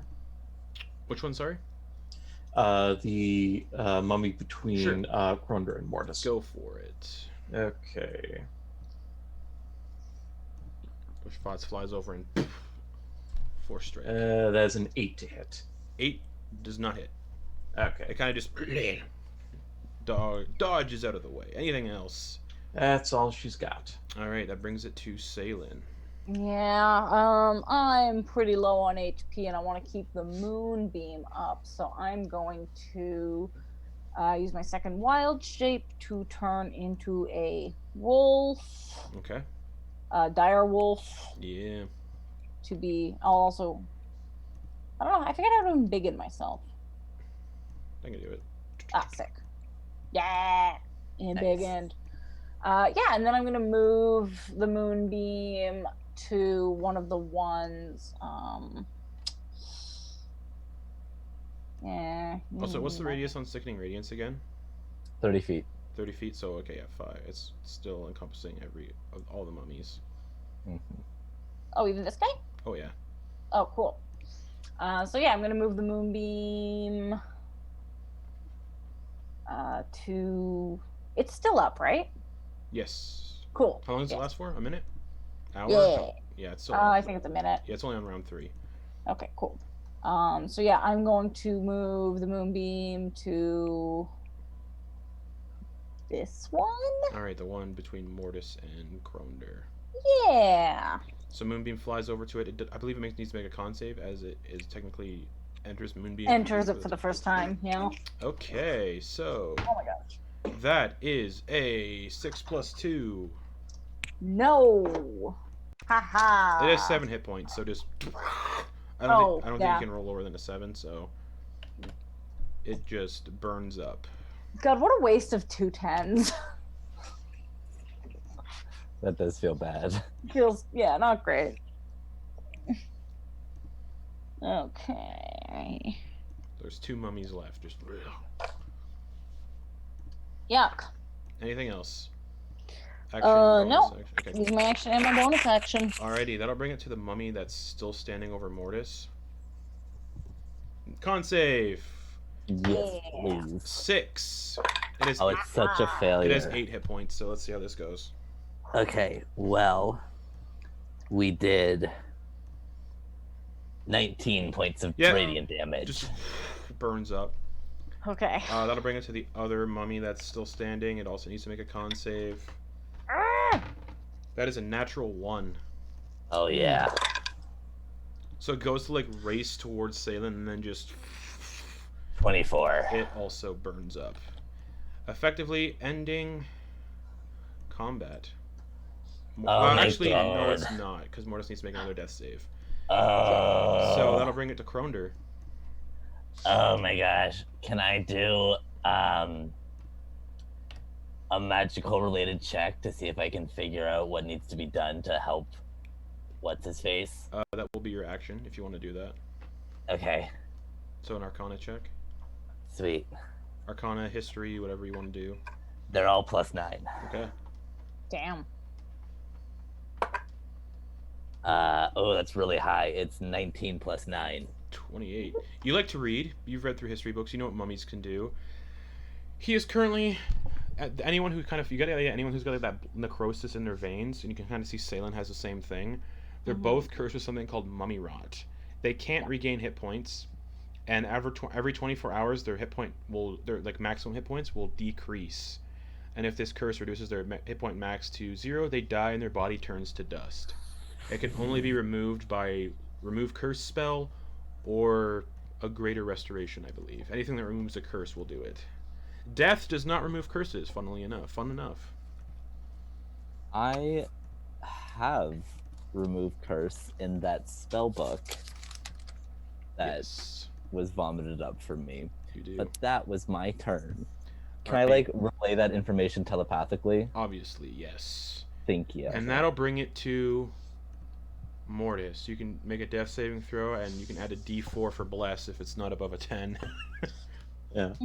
Hypothetically, could I add Flash or Genius to that? Do they have to be conscious? Funnily enough, I don't believe so, but I'll check. Flash or Genius. When you or another creature you can see within 30 feet of you has to make an ability check or saving throw, you can use your reaction to add +5 to the roll. It's not an ability check. Well, it's a saving throw. Oh, So- okay. That still works. So I'd allow it, yeah. Okay. So you have a +5 to whatever you roll, and a d4 for bless if it's still not good. But if it's a natural 1, that still technically won't help. It's still an automatic fail if it's a natural 1. Yeah. Is it a natural 1? I think it's a natural 1. It looks like no. it's a It's a natural 1. natural one. Alright, so even Oh, with bless and Oh. the bonus from Flash of Genius, a natural 1 is still 2 failed death saves. So you guys just watch as Mortis and dies. Damn it, not again! Are we out of You initiative? guys are out of initiative. I'm gonna kick his dead body and be like, I got punched for nothing! So Lulu still has raised dead. She does. And I have another question. yes. Because it's another wizard spell book rather than like a spell scroll. If I were to try to would I be able to use the spells in it, or would it act like spell scrolls for mechanically speaking? That's a good question. I think because I think wizards are bound to their own spell book, from what I know about them. You know what? I'm gonna Google this because I want to see if other people ask this question. Yeah. Because like I don't want to lose remove curse. I think it'll do us a lot better if I can like get it into my own spellbook first. Wizard cannot directly prepare spells for another wizard's spellbook. Blah blah blah. Prepare their spells, right? Yeah.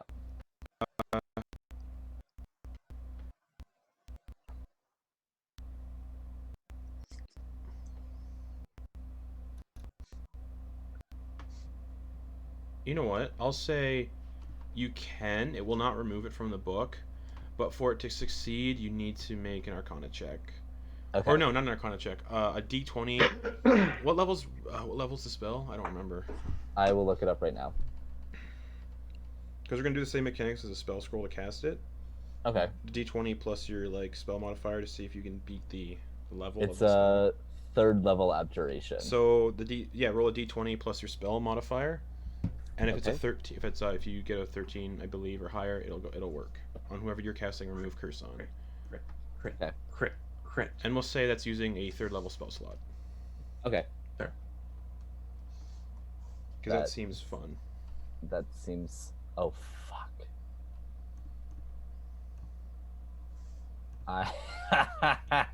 Oh, I'm a dumb bitch. I just closed Kronder. Oh, That's so annoying. that's fine. I've been there, dude. Okay, NDD. Well, it's +5. Yeah. What'd you roll? I just rolled a natural 20. 120. So yeah, remove Ooh. curse works, but it does take a third level spell slot. Who are you casting it Yes. on? Sailor or It's Mortis? going on Mortis, so that raised dead can actually do something to him. All right. So yeah, Mortis is no longer affected by mummy rot, which means he will not lose hit point. He will not lose hit points after 24 hours and stuff. All right. So yeah, Mortis, you remove the curse from his dead body. Anyone else doing anything? Yeah, I guess I will drop my wild I'll shape. assume Moonbeam and this other spell are gone because it's been more than Yeah. a minute. Sickening Radiance lasts 10 minutes, but if you want to say that it drops because I had to do the correct. remove curse Yeah. thing, that's I'll totally figure that. reasonable. I'll say like casting a spell from another spellbook to try to focus on it will be concentration, just because that makes sense. Yeah. Because you're trying to focus on the written cipher of another wizard. Yeah. Okay.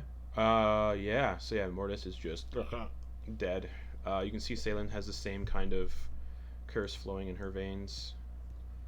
If we spend like a long rest, I Will can not. prepare something and I can get this thing done. Let's just deal with Mortis for now. If you do a long rest, you will not regain any hit points from it. That's okay, but I can prepare a greater restoration. Okay. And I still have one of those diamond boots, so I have the components. Correct. Nice. That's true. So yeah, Lulu still has her raise dead spell for the day, and we are doing the critical role resurrection rules. Okay. So any spell any resurrection spell that has a casting time of more than one action, which is anything but revivify, we do a little resurrection ritual Mhm. where up to 3 people can kind of contribute to the ritual. Okay. If there's a success, that DC goes down by 2. If there's a fail, the DC goes up by 1. And Okay. currently Mortis's DC to resurrect him because he's died once is an 11. Okay. Okay. So yeah, does Right. Lulu start casting I think it's safe to assume Lulu starts casting Raise Dead? her Yeah. raise dead. So anyone else who'd like to contribute to this may do so, and there's 3 of you. So Yeah. if any of you want to contribute in any way, just tell me how you're Yeah. doing it. I'm not sure if this would be like charisma or wisdom. I'll let you know. Because I'm a druid, so I'm like trying to find that residual essence of Mortis and just come on, like you said, you broke your oath because I very firmly believe that you chose to not be like all these assholes in this tomb. You are not dying in the tomb with these jerks. I'm so pissed right now. Come on now. Persuasion check, because you're trying to persuade Mortis' spirit. Yeah. That's a +8 for me, so Oh, don't you Uh-huh. dare leave, you asshole. literally, So what'd you get? you don't want to die with all these dead paladin nerds. That is going to be a 17 plus Oh, yeah, that's good. 8. All right, okay. Anyone else contributing? Uh, And then yeah, once the ritual's complete, I roll a d20, and if it's above the DC, he comes back. Yep. If it's not, he does not. And the only way to bring somebody back who fails this ritual is a wish spell. okay. Don't let me die. Sephron will kind of bend down and go, "Come on, you are better than this. Like, all the bluster, all the, come on, let us get these demons. You're going to crap up now? Come on."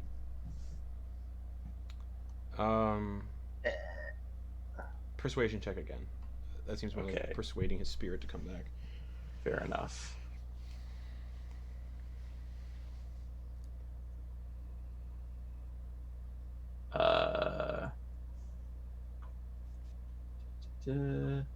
Okay. So that is a 12, and because I actually can do this, I'm going to Flash of Inspiration myself. Okay. Nice. So that bumps it up to a 17. 17. Oh, Okay. fuck yeah. Okay.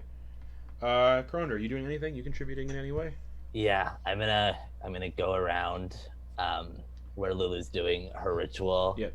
And like draw a magic circle and like inscribe it with runes of like abjuration and protection. Okay. Arcana. Nice.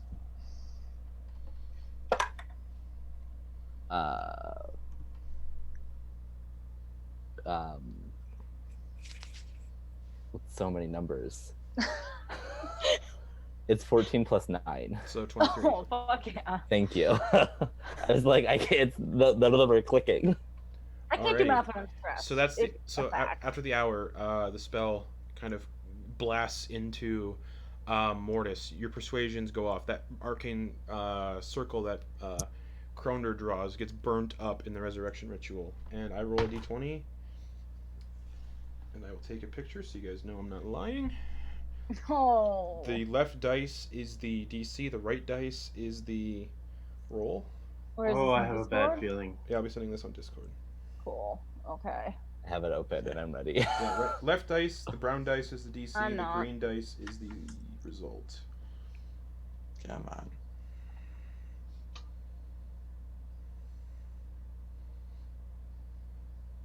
Oh, Okay. wait. Yes. Yes. Yeah. I that is even good. wrote down brown is DC, green is result. Yep. So Okay. as the ritual goes off, the holy energy blasts into Mortis's body, and he just he sits upright with 1 hit point. So you, Ooh. Also, because of the mechanics of raised dead, it closes all mortal wounds. So anything.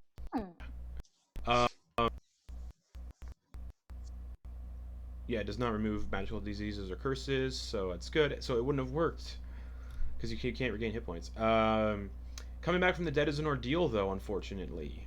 So Mortis, every time you finish a long rest, you'll reduce this number by 1, but all your attack rolls, saving throws, ability checks have a -4. Oh. And every time you finish a long rest, that penalty is reduced by 1. Okay. But Mortis comes back with 1 hit point. Yeah, I'm just gonna pop up a little. Yeah, I'll just give Mortis a little healing word. And that was an hour. So Yeah. everybody else can have a short rest, but unfortunately Mortis cannot. Yes, I'm getting that 4th level spell Because slot Mortis back. is coming back from the dead. So And I don't get any hit points back, right? Because of Mummy Rot? correct. Cool. Well, you know. Oh, that hurts so much.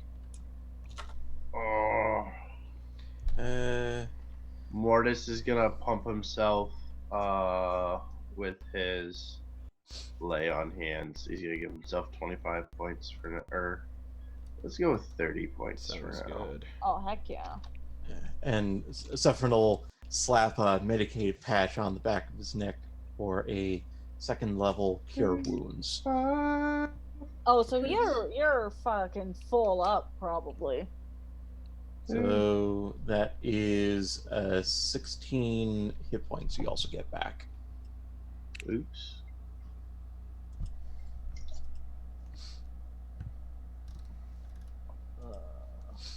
Not bad, not Yeah. bad.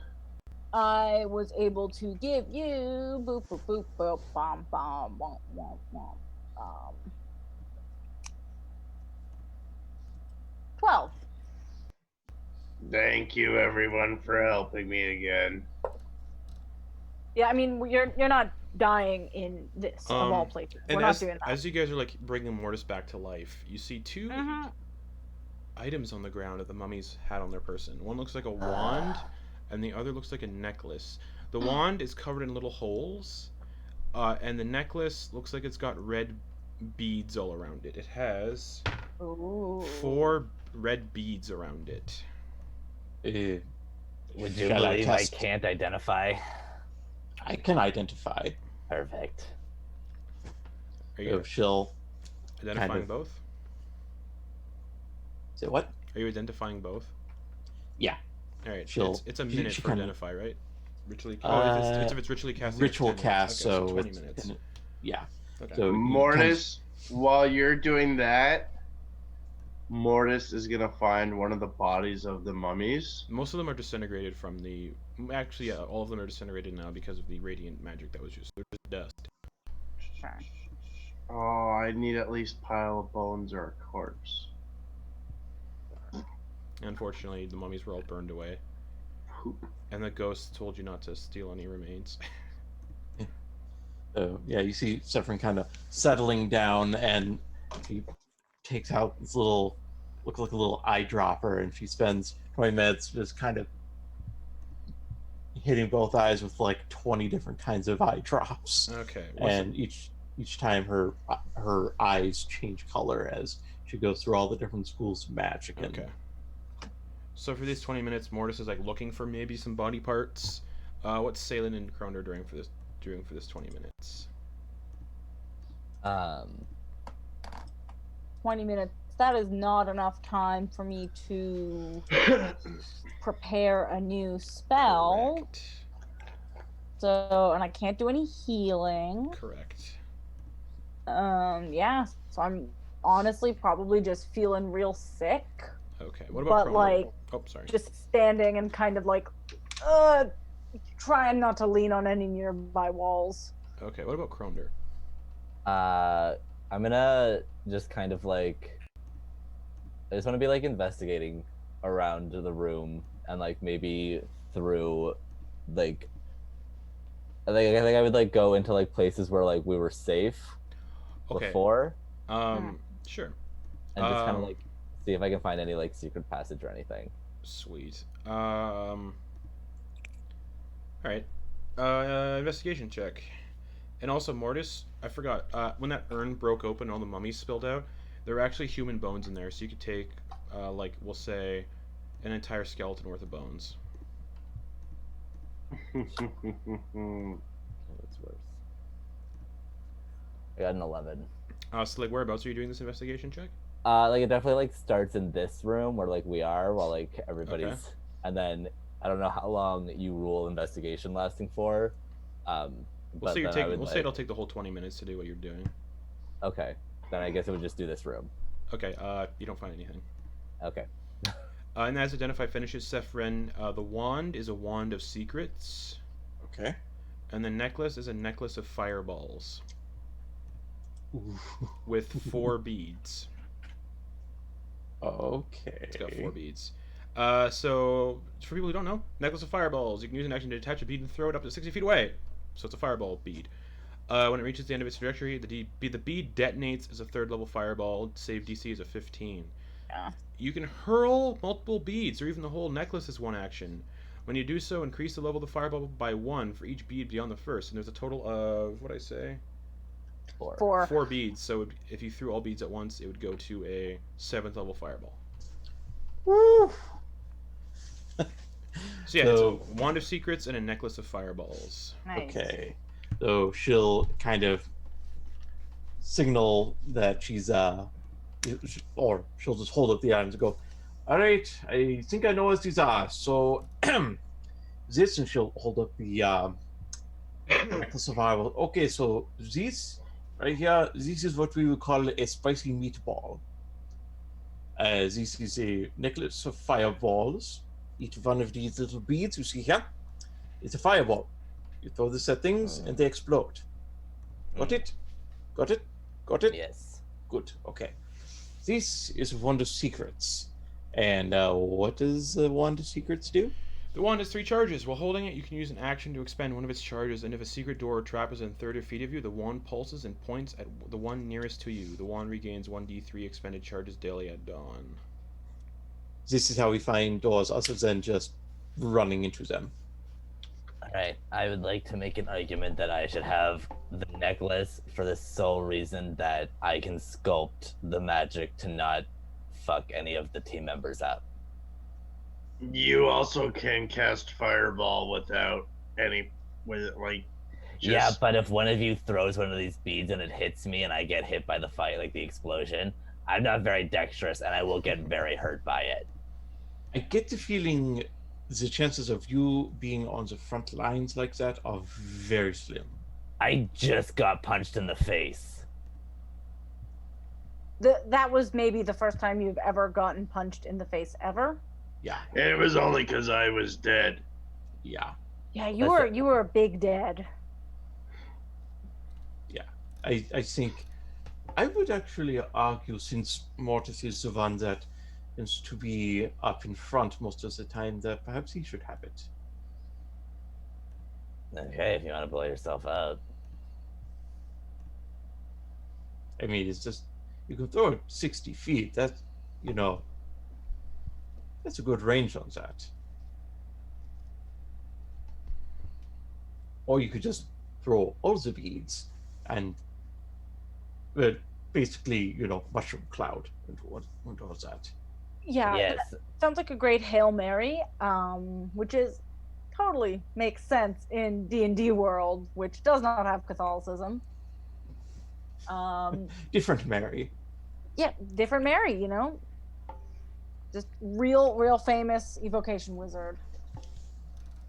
And that's canon. Big explosions. Yeah.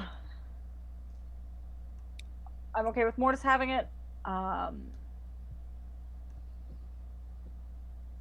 don't really care. I think we should just find what we came here for and just get the hell out of this tomb. Right?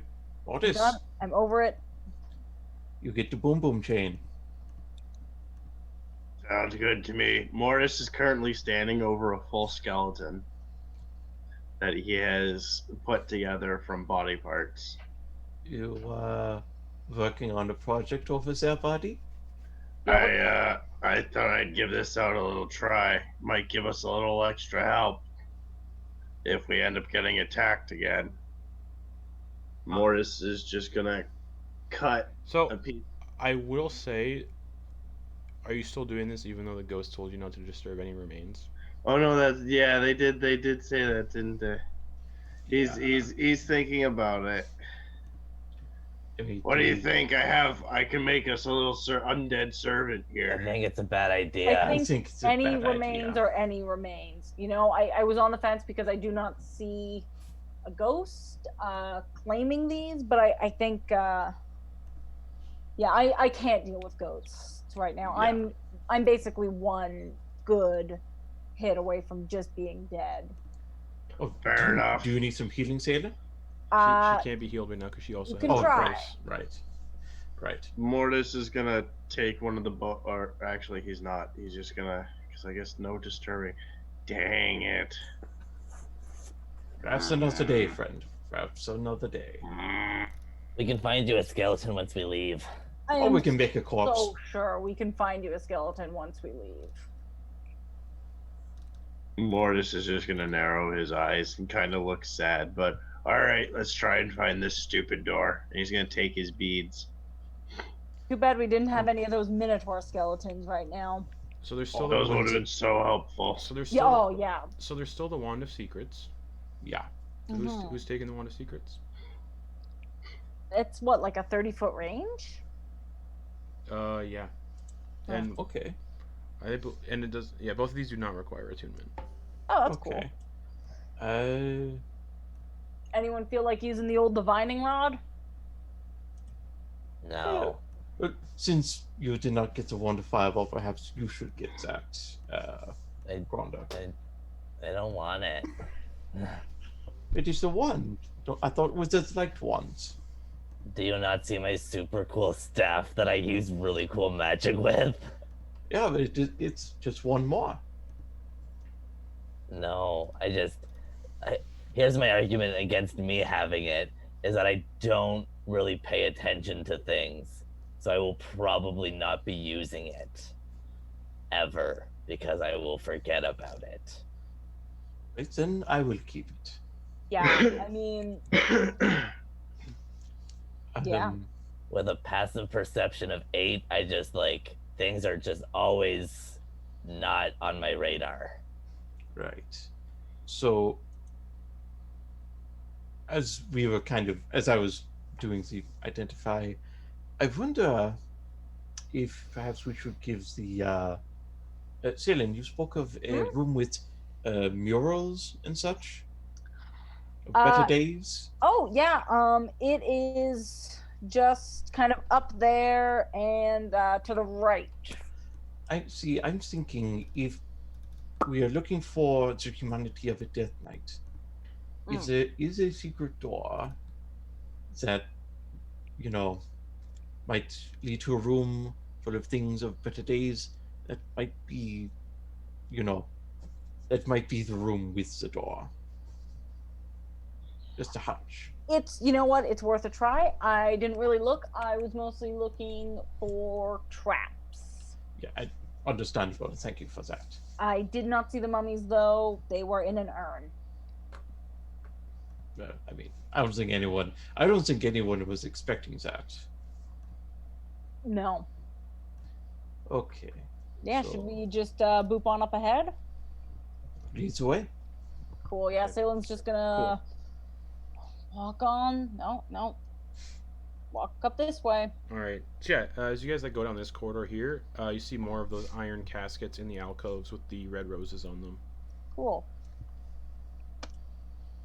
Are they just growing there? Or No, are they they're just they're hanging out? they're laid on top of the caskets. Oh, I thought the caskets were standing up in my head for some reason. No, Okay. no, they're That on the makes- ground and there's roses on them. That makes more sense. All right, I'm just gonna pretty cautiously boop down this hallway, make sure there's nothing. Okay. All right. You all can make it into that room. Sweet. It takes about 5 minutes to get there, roughly. Oh, hold on. About actually 2 minutes to get there. No, nice. Okay. And I'll describe this room for everybody that's in here now. Ooh. 4 memorial stelae stand in this hall, each engraved with hundreds of names. A legend etched at the top of each stele reads, in common, "Here lie the fallen. May their souls echo here until the end of time." Adorning the wall across from the steles is a carved relief showing a solemn blindfolded angel on the back of a mammoth with feathered wings. The mammoth is reared up on its hind legs and the angel holds her sword high. All around them are the broken bodies of fallen knights and devils. Hey, it's me! Yeah, Yeah, that's you. I told you. Yeah. Ugh. Let's give this a try. 1, 2, 3. Are What's up? these the names that were on the slips of paper? Do they correlate? They do. I have no idea. Ah, So she'll use the wand of secrets. A secret door pings on this wall right here. Ooh. Wait, on which 5, wall? 10, Oh, 15, right. 20, 25. You're just within 30 feet of it too. It pings right here. So take that as one. I charge. wonder. Morris is gonna stand back with Morris is gonna stand. The old man squad is gonna stand back, and they're gonna. yeah. I yeah. wonder if we burned all those names, that room. You think that would free those souls? Do I think that would free those souls? Yeah, seems to be a connection with the names. I mean, It was a secret room. potentially. It might. I think it's a pretty good bet. I have no idea. It's not. That's not Maybe- my kind of magic. Maybe burn one and see what Well, happens. we'll give it a try later. See what happens. Fair enough. In the Yeah, meantime, the secret door pings on this wall right here. Yeah. So the Wonka goes. Ah, Yep. So we that's have one- a secret that's one- door. That's one charge gone. Okay. It'll right. do you. You should make sure it's not trapped. That would also it would also reveal if there was traps. There's So no that's traps. what Wanda Secrets do. Nice. Very good. Useful. All right. So she will, if she's able, she will open the door. All right, you open the door, and inside you see a pretty bare room, but there's a stack of 8 leather-bound journals that rest atop a large writing table in this cramped. Well, it's a cramped chamber. But there's a stack of 8 leather-bound journals that rest atop a large writing table. Okay. Saffron will go in. It looks like it'll take you roughly an hour to pour over all the information in here. Well, Would we be able to kind of like each take a journal or whatever and It'll still take about an hour, yeah. but there's 7 journals total. All right. I Or like 8, reading. sorry, 8. Well, Saffron's a nerd, so reading's what she does All best. right, who's all reading? Who's all in that room? Bronder's also a nerd. Owen's reading, I All right, guess. so Lulu will be in here as well. What's What language is it in? You can't see. You're really far away, Mortis. Alright. It looks like they're all written in common. Okay, fair enough. So as you guys are pouring through these journals, Mortis is just gonna stand outside the door as Okay. a guard. okay, those of you pouring over the journals, you can basically suss out over the course of an hour, which is a short rest. Those of you who aren't cursed can do another short rest. Olanthius never recovered from Zariel's capitulation to Asmodeus and subsequent transformation into a devil. He blames himself for not seeing warning signs of Zariel's fall from grace early on. Her single-minded determination to slay all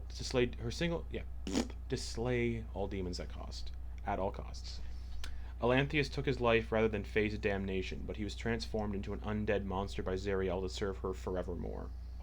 Olanthius describes Haruman, the individual who swept down on that nightmare and killed Mortis, and impaled Saffron on that iron tree. His one-time comrade in arms, as a heartless man bereft of compassion, now a devil bent on punishing anyone who stands in Zariel's way.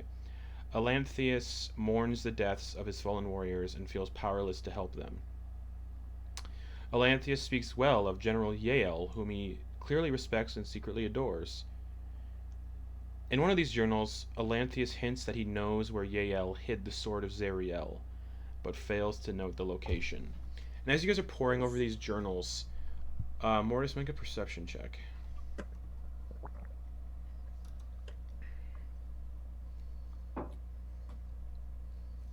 Natural 20. Natural 20. You hear what sounds like someone stalking through the halls and coming in your direction. Guys. Oh, Guys. fuck. Guys, we got trouble. We got And company. after this hour, because it starts as soon as you start disturbing the journals, a figure enters the room, and they have like a plume. They have a plumed helmet going down their back, glowing red eyes under this like black iron helmet, black iron armor, a long purple flowing cape, skeletal hands, and they're holding a long sword out. And behind them are 18 ghosts that have been turned into specters. So they're just like floating behind him, and he just looks at you all and says, "What are you doing in my crypt?" We came here to free your men. Okay. He says, "Interesting." We also search for the blood. Bleeding What the- Citadel? Bleeding Yeah. Citadel. That citadel. We also search for the citadel. I can reveal the location. Are you allied with Zariel? Yeah. We have Lulu with us. I see that, but that doesn't answer my question. Are you? No, I hate her. Then no, we're not. No. Anyone trying to lie or anything? Persuade? No. Okay. No. He Yeah, I sheathes mean, his sword, Okay. okay. and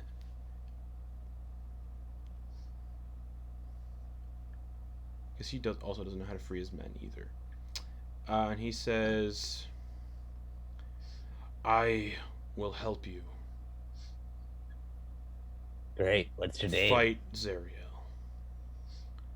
My name is Olanthius. Oh, that was easy. Yeah, I mean, Seek out the demon lord Kotsachichi. Kotsachichi. Demon names, am I right? Yeah. oh, Hey, Zariel stole his hammer. If freed, this demon lord will want its weapon back, which should create the diversion that we need. You're looking Okay. for the place known as the Arches of Ulak.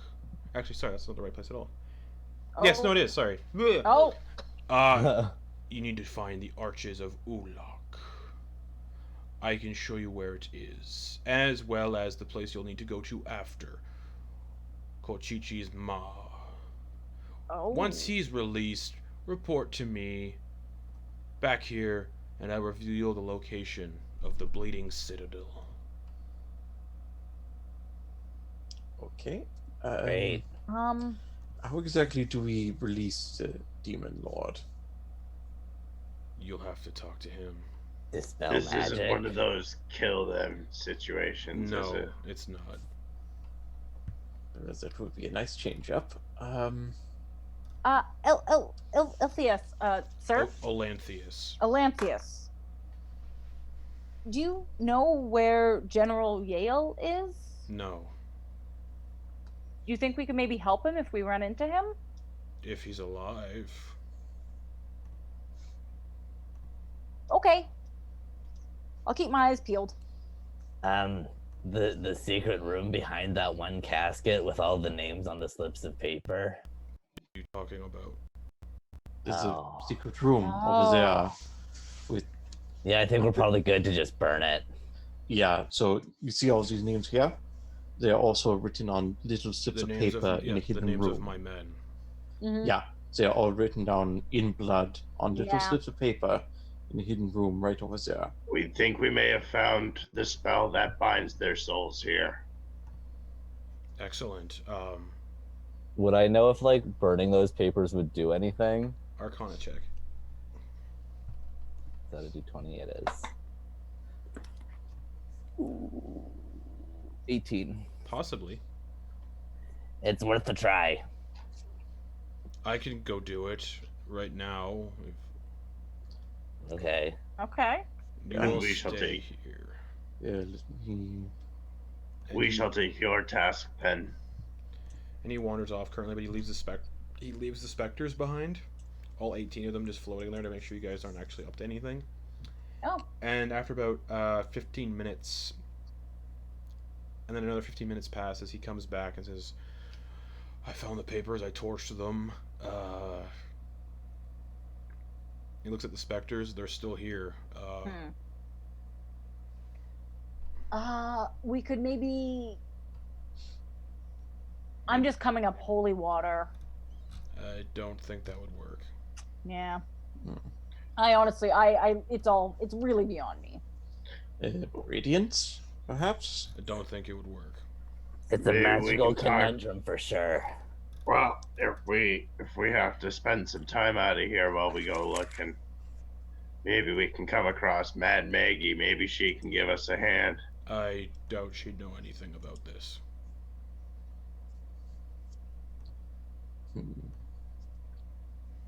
Oh. Okay. So I guess we'll get out of your hair. Or helmet, huh? He stares right at Kronder.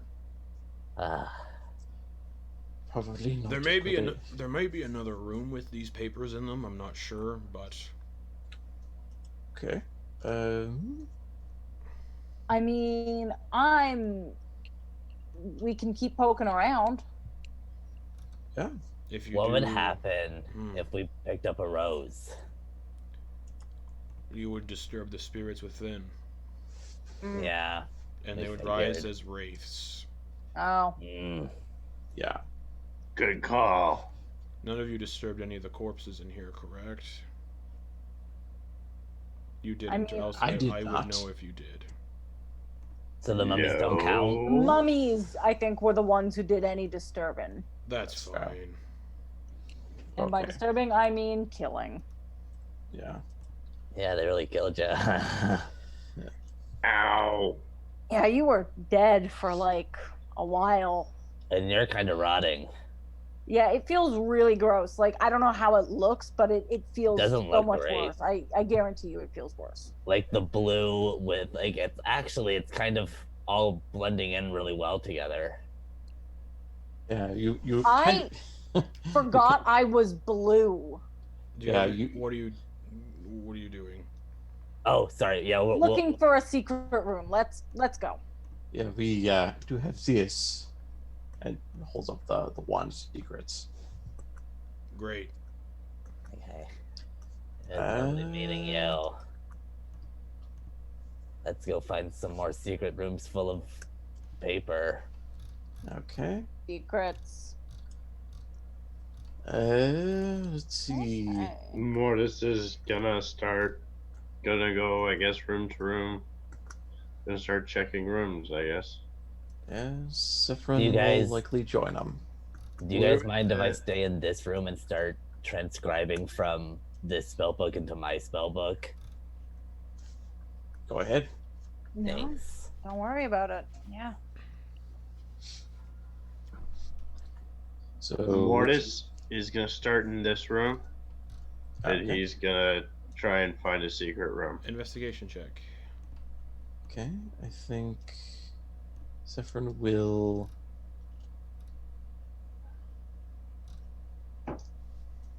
She will, I think, check down in this room. It's kind of larger. All right, are you doing an investigation check or the wand? She's going to use the wand. Okay, so Mortis, what'd you get for your investigation check? Not very good. 3. Yep. Doesn't look like you find anything. And Sephron, you use a charge on the wand. Yep. Secret door pings right here. Found one.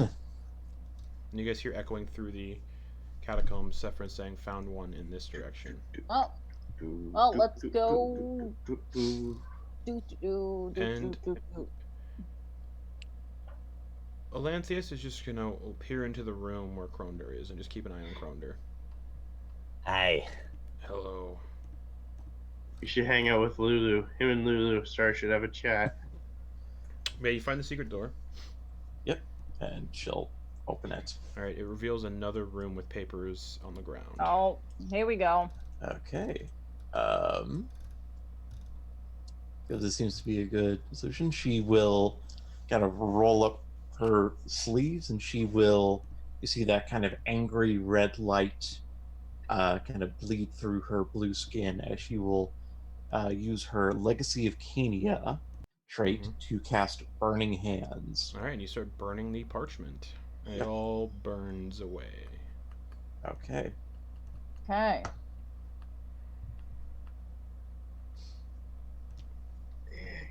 Good. That's all that happens. They just burn away. Okay. Shall we check and see if it did anything? Yeah, we Might may as as well. well. Mortis Oh. is gonna head back. Okay. Yeah, same stuff for Da-da-da. Up through. Do-do-do. You all can get back there relatively quickly. Yep. The steles still look relatively the same. Nothing's changed. Nice. Are the ghosts still there? They are. I guess I'm gonna poke around in Ouch. going through, rooms we've already been in, poke around in this casket rose alcove over here. Okay, I'll say to get all the way over there, that's going to take you a decent amount of time. Like Okay. 20 minutes. So while she's walking through the halls, what's everybody doing in the stele room? I wonder if we just gotta shatter these freaking stones. They look like they're too big and too sturdy to shatter. You say that now. See. Several will go into this kind of corner room next. She won't use a charge of the wand. She'll she'll do an investigation check to look All for right. Yeah. something there. Investigation. It is a 21. You don't find anything. Okay. Mortis, are you doing anything? Mortis is going to head for.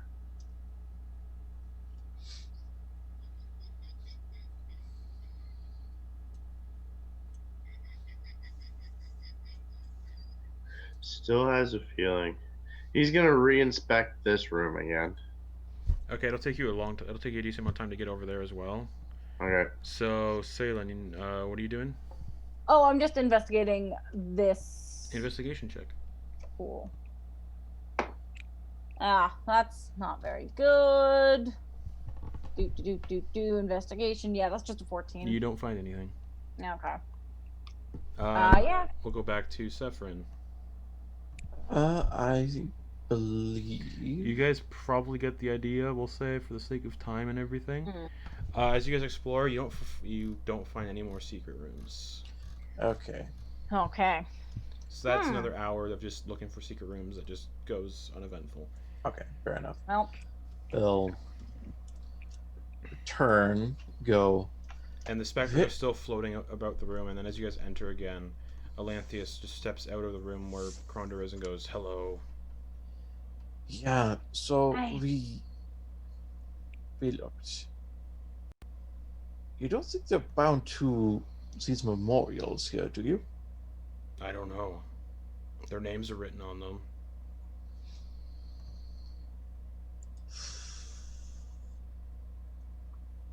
Mortis is gonna take out his hammer and start warming up his swinging arm. Okay. Yeah, well, Can I do another Arcana check before we start busting You stuff? can. Sounds like a good idea. yeah. Yeah, that you like seeing the names, the paper stuff. Yeah. Anyone proficient in Arcana can make an. Well, Kroner's one doing the Arcana check, so Kroner, yeah, make an Arcana check. I feel like my one from before disqualifies me. Yes. 17. 17. You get the idea. It might be similar to the paper. Breaking them probably won't do it. The names might need to be striked off the stone. Mm. I mean, I do have acid. Like carved through. Yeah, I think there's like a certain magical essence of like the act of carving through the name. Fair. Mortis is going to reach into his pockets Mm-hmm. and pull out a chisel and hammer from his smith's tools. Okay. So we'll pull out a dagger. Okay. Morris is just gonna approach the stone All right. and he's gonna. Are there any names here of any of the ghosts? Are there any names that All of them. Just give me one so that we can test out someone who's standing right here. Ariel. And Mortis is gonna find the name and start. Okay. And as you carve through that name, one of the spirits just fades with a gasp of relief. This is gonna take a while. It looks like it'll take about 2 hours to chisel off every name. Okay. Okay. Well, I don't know if we really have anything that can be helpful. Mortis is gonna hand Salen his the chisel and hammer, and he's gonna take out a dagger and a war hammer and just start going at it. yeah. All right. And So all right. So 3 of you can spend 2 hours chiseling all the Yeah. names off. Since that is activity, you guys can get a short rest, but I'll let Kroner get another one because Fair Kroner's enough. just been reading and stuff. But after about 2 hours, all of the names get struck off, and all the ghosts fade. And as they all fade, everyone who, each of you gain the benefits of a blessing that lasts 24 hours. Ooh. nice. That doesn't make up for my only 12 hit points and mummy rot, but No. Something. And as that happens, Atlantheus just looks around and goes, "Thank you." I'll remain here. And he just goes into his office and sits down. Just So As a commander of man, I understand. Yeah. And Morris is just gonna. Morris just said, as a commander of men, I understand. also he's don't gonna- touch my chariot outside. Noted. Oh. Rhonda, we're done here. okay. How many hours was I sitting there while they were doing everything? We'll say an hour for them looking around, then 2 hours for them chiseling, 3 hours total. Great. That means I only need to spend 3 more hours before I have remove curse in my spell book. Mm-hmm. Okay, I'm ready. All right. Blam. And you guys are leaving the crypt now, the catacomb. Yep. Yeah. Yeah. And yeah, he marked on your map where the Arches of Ulok are, your next location. Cool. Which, so we'll say you guys do leave the catacombs. Mm-hmm. Okay. So I'll switch the map. And yeah, your next destination is to the northwest. It'll take you about an hour to get there. Okay. Oh, Oh, it's right there. yeah. Yeah. And as you guys get out of the catacombs, you do see the chariot, in fact, and it's pulled by 2 massive bulls made of iron. Hmm. And there's like That's pretty green cool. steam coming out of their nose, and they both look at you and go. Mortis is secretly jealous. Yeah, it's a chariot pulled by 2 gorgons. Nice. It's a badass ride. Mm-hmm. How do we feel about a rest? Yeah, Like a do you want me to long set up the hut? Sounds good to me. Fair enough. All right. So you start setting up tiny hut. Yeah. Okay. You cast tiny hut, and tiny hut I do. appears. Yum. Yum. Look it, it's my house. Wait till you get the mansion. It's a small house. Yeah. Just tiny hut. So right. And again, for the sake of time, we'll say that's a long rest. Anyone who, so long rest again doesn't have to be sleep because you guys literally slept like 9, 10, 11. You guys were in the crypt for like 4 hours. You're in the crypt Yeah. catacombs for like 4 to 5 hours. So you guys been up for like 13 hours, 13 to 14 hours. So we'll say a long rest if you guys want to.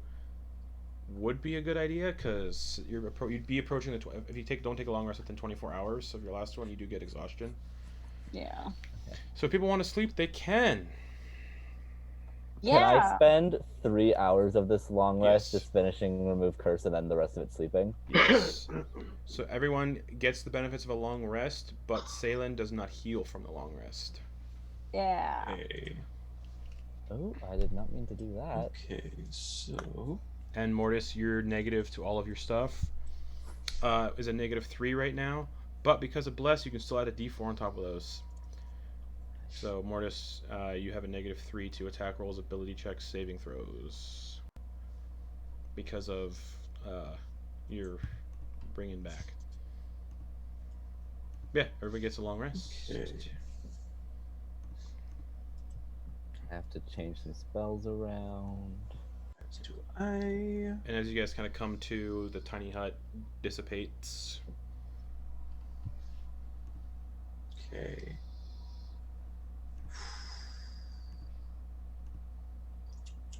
What do I want for my 4th Why one? not? Why not? I need to add remove curse.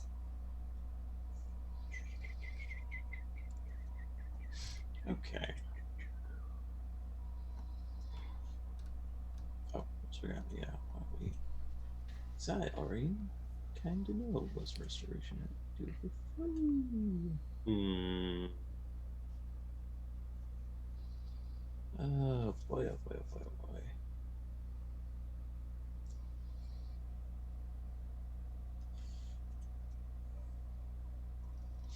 Oh, I could get remove curse. Me.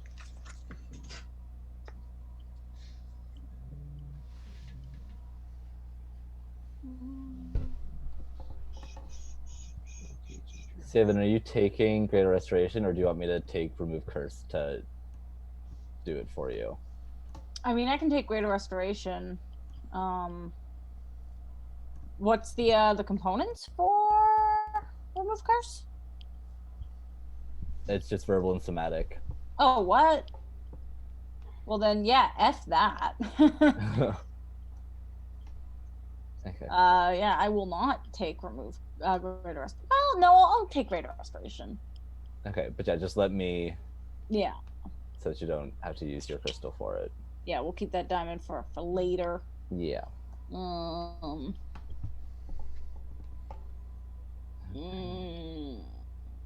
Oh yeah, I want to take Maelstrom. Yeah, you do. I want to take Maelstrom. Oh,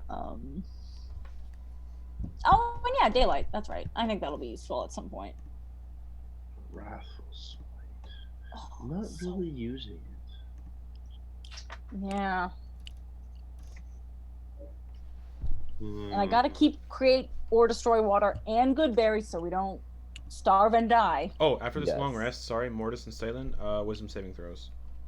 Oh boo. Okay. Oh wait, but I'm blessed, right? Correct. Mortis, Haha. yours has a -3, but you have a bless. What was that? A wisdom? Yes. Damn, I get a +9 to wisdom saving throws. That's so beefy. So yeah, does feel that's gonna be really an 18. 18. Okay. Badly.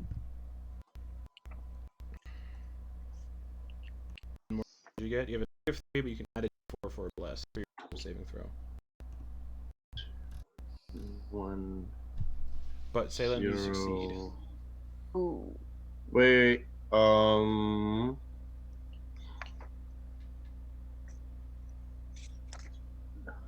10, -3, 7. 7.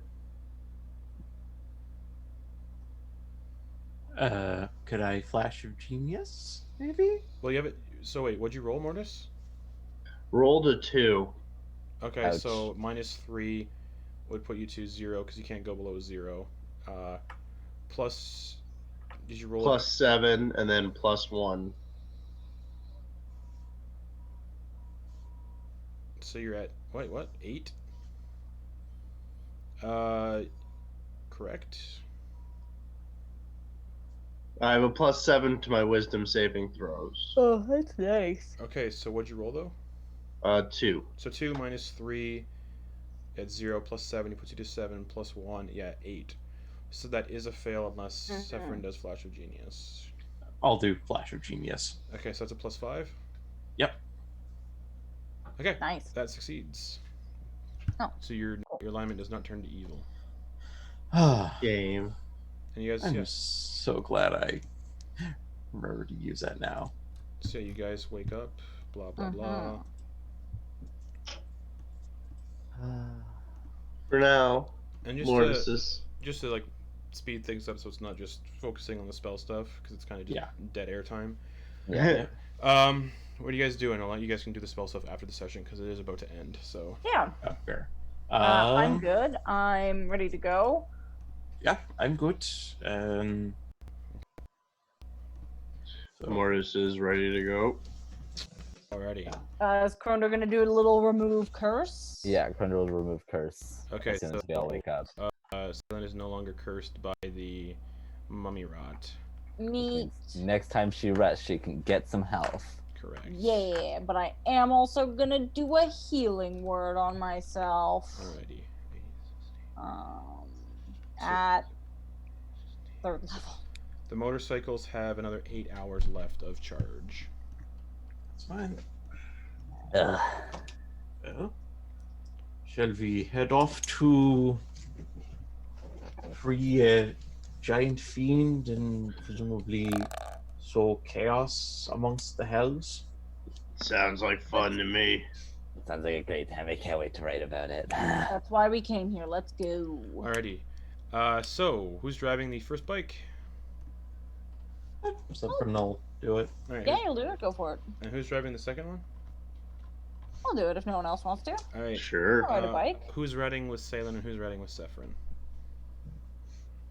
I'll go with Salem again. Alright, I'll so go with Lulu, Sephrin. Lulu perches on the handlebars of that one with Salen and Kronder.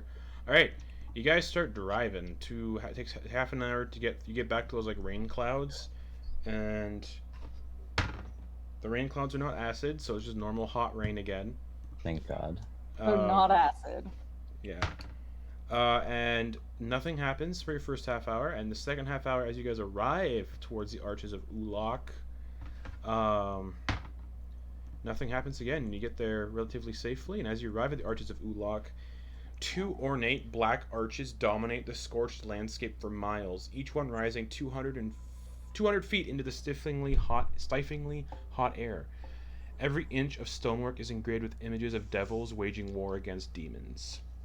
And as you guys kind of approach those arches, after you get within 100 feet, they start to emit a loud, resonant hum that grows louder and higher in a pitch as you guys draw closer. You can sense just magic, just powerful magic, just emanating off of them. Cool. Okay. Well, that is interesting. So anyone who has detect magic, it might be a good idea to pop that off. I will If you ritual give me- cast it. Okay, so as you guys get close, Kronder's kind of casting detect magic on the back of the motorcycle as you guys pull up.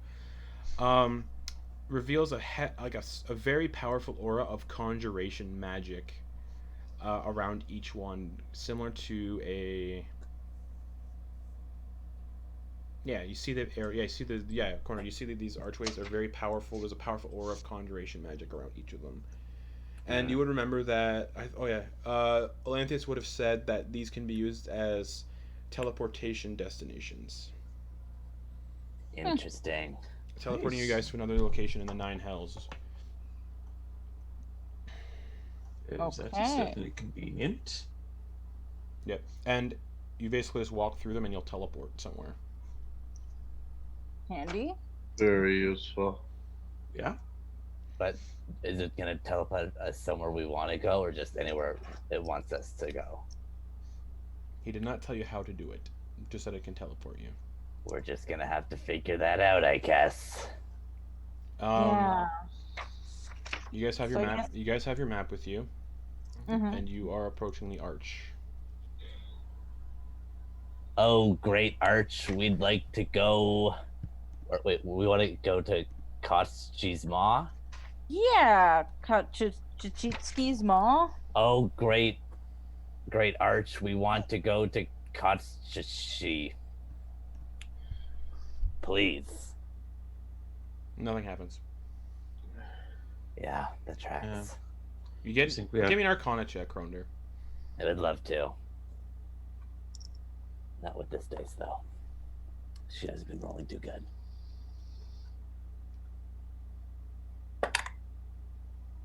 23. You get the idea. You can only teleport to a place you've been to before, or a place you can point to on the map. You also get an idea if you walk through this archway without picking a destination. It's a random teleportation location. Right, And I'm and- guessing he didn't point out where. Oh yeah, he did. He would have pointed where did. Kochechi's. Okay. Kochechi. Fuck. That's a stupid Um, name. Far upper right, over here near the Mirror of Mephistar. Yeah. Oh, So worst comes to worst, we could teleport Oh, to that mirror that we've been to, and Kostichit. Koschechi's Koschechi's. Koschechi's. wow, why did I even try to Sausages. spell that with a C? Of course, it starts with a K. Yes, I don't know, guys. I think if we just point at the map and walk through, it'll work, and I'm gonna do that. All right, so you point at the map and walk through. But I'm gonna point at the map and then toss the map back. Mortis is gonna Okay, so grab Kronder and walk Kronder. through Oh, it. yeah. So hold on, Kronder. You point at the map and then you toss the map back and walk through. Yeah, I'm gonna be like, this is where I want to go. Let's Okay. go. So to do it properly, you have to point on the map and then walk through. But since you're throwing the map backwards, roll me a d20 because it'll do random because you no longer have the map on your person Oh, when you step no. through. So Fuck. roll me I a didn't d. want you guys to get stranded. So roll me a d20, a 3D d20 on roll 20. So go to the dice on the far right. There's like a drop down bar. Yep. And And look for a where? d20, and so you should see like a drop down bar on roll 20, like where the cursor is, so Oh. you can select the clickies. Oh, I see that. Yes. At the very second one from the bottom, there's what looks like a d20. Yes. Make sure you have 3D dice rolling turned on in the settings. I don't know how. Here, I'll do it. I'll do it then. I'll make it Okay. quicker. So whatever the dice rolls closest to is where Kronder's going to end up. And you guys will not know where Kronder ends up, but that's where the portal is open to. Oh. So, hooah! Where did that end up? Can't exactly tell because my map. I'll do it again because it rolled off my little map. 17. Okay. All right, Kroner, you step through, and you appear in a very familiar location: the spawning trees. Oh god, fucking damn it! And nobody else knows where Kroner went up, but you see the fire still swirling in the archway, and currently there is no more of that fuck. No. Nope. The telepathic bond spell is currently not up, so you guys think you went to the right place. I guess we follow along with. And you guys, Maybe we go in as a group. Should we take the bike or leave it here? I mean, I if we're don't just know. I think going we to should take the face. bikes. So what's happening? I hate my fucking life. That's what. I feel like we should try to go on the bikes. I did not make any kind of Arcana check, so I have no idea if that'll work or not. I don't know Alright, so why Mortis, it the wouldn't. map got thrown back to you. You're the one holding it. The portal is open. It looks like the portal is still open. Might as well follow him where he went. All right. Are you doing so on the bikes or not? On the bikes. Okay. Why not? So you guys Yeah. get on the bikes and you drive through the portal, and as you guys go through the portal, you all appear at the spawning trees. Are you fucking kidding me? Rhonda, what did you do? And we're that's here. where we're going to end the You session. do. And that's where we're going to end the session for the week. Whew. Come on, old man. So now, Connor, you know you have to point to the map and keep it on your person as you go through the portal. Hey, The listen, more you magic's all know. about So experimentation. it could have been bad if I rolled it basically it says wherever the D20 lands on the map is where they go. So he could have just teleported and landed into the river Styx. That's fair. Yeah. That would Or Yeah, right into the that's demon zapper. that would have went so bad. Yeah. But anyways, yeah, you guys arrive at the spawning trees. If you're going through that portal, you have the bikes with you on this side now, which you didn't have on this side before. Mhm. So We can go jump on the hill later. We can jump Harman's Hill. But I think we must at some point. At some point. Yeah, thanks for watching tonight, everybody. Which is no one, unfortunately, but whatever. I don't care. Thanks for playing again, you guys. Hope you had fun. Yeah. Mortis died again. Again. Fucking Mortis. Again. And now He's Lulu the can't. tank. Lulu can't cast Raise Dead again for another 16 hours.